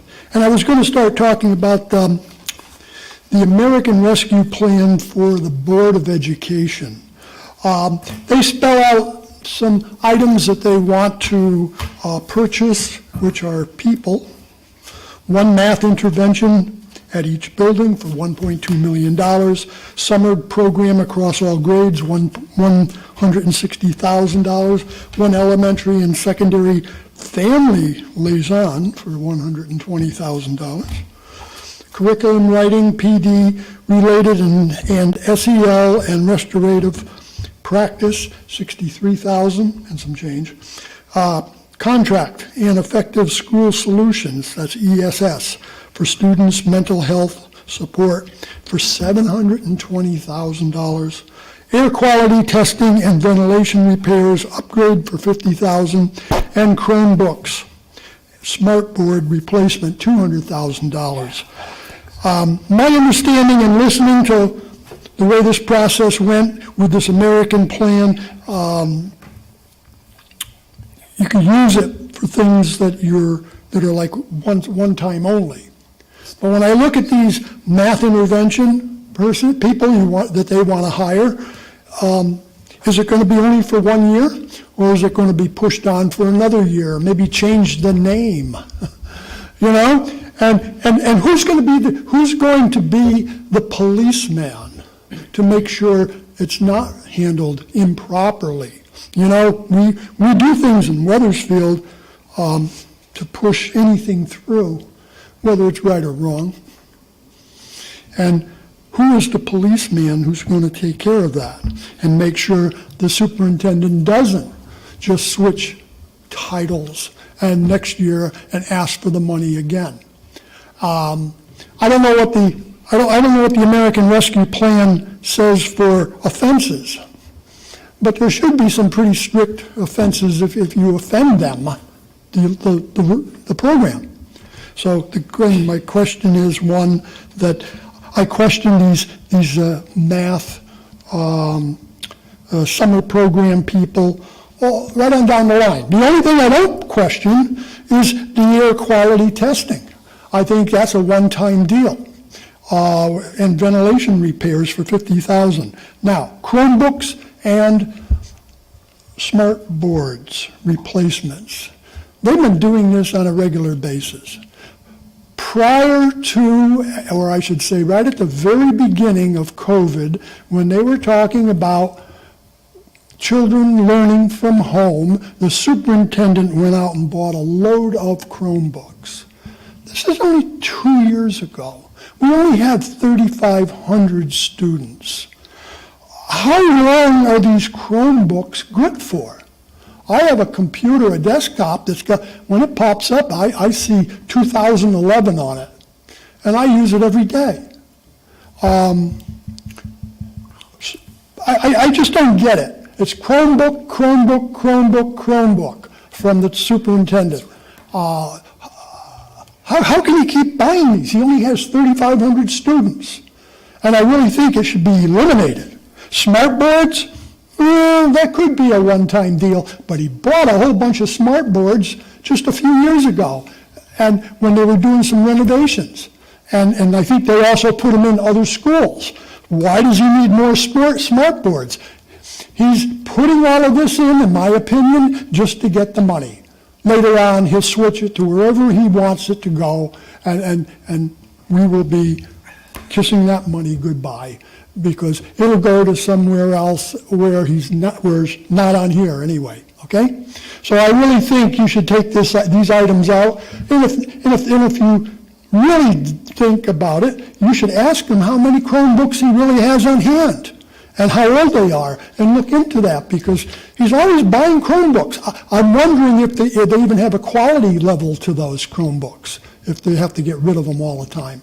So that's one issue, okay? Oh, boy. I did mention at the last meeting, at the budget hearing, about those choice students. And you know, somewhere along the line, I saw where the town of Weathersfield had like about 110 choice students. I don't know what that level means to fulfilling the obligation of a mandate. But we shouldn't, you know, and I also read where they were getting like about $6,000 a student. And it cost us in Weathersfield $17,000 or $18,000 a student.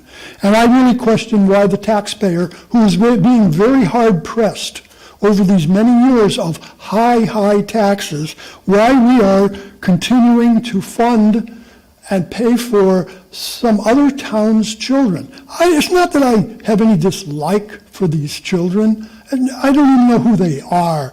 The fact is, the government of that town or community where those children come from should take care of their children. They should go to bat, and they should go tax their taxpayers, not tax Weathersfield, because that's exactly what's going on here. We're getting taxed. We're paying more than what we should be paying because we're taking care of their children. And I don't know if there's special education students within this 100 and some students that we get, and if that's the case, it's even more money that we're going to get whacked with. So I really think I would recommend looking into this, because this is a lot of money at the end of the day, and it's a continuation. It's a continuation into the next years, and so forth and so on. Mr. And Young, again, you're gone over, but if you want to. Thank you very much. Finish up a comment? Well, yeah, one more comment on another subject here. You have Weathersfield Capital Improvements Program, and I mentioned this also before. You have a grand total of $135,000 repairing to the old academy here in Weathersfield. That's a lot of money for an old shack made out of brick. And furthermore, we don't even use it. It's like the Standish House. We paid a couple $100,000 just a couple of years ago to have the thing painted. We don't use it. We don't need it. We should consider getting rid of it. Same like the Little Red Schoolhouse and the Kinney Center. We don't use it. We don't need it. Thank you very much for the extra time. No problem. Motion to adjourn? Oh, I'm sorry, Gus. You're all done?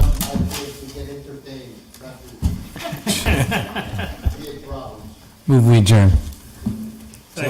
Motion's been made and seconded. All those in favor signify by saying aye. Aye. Opposed, nay.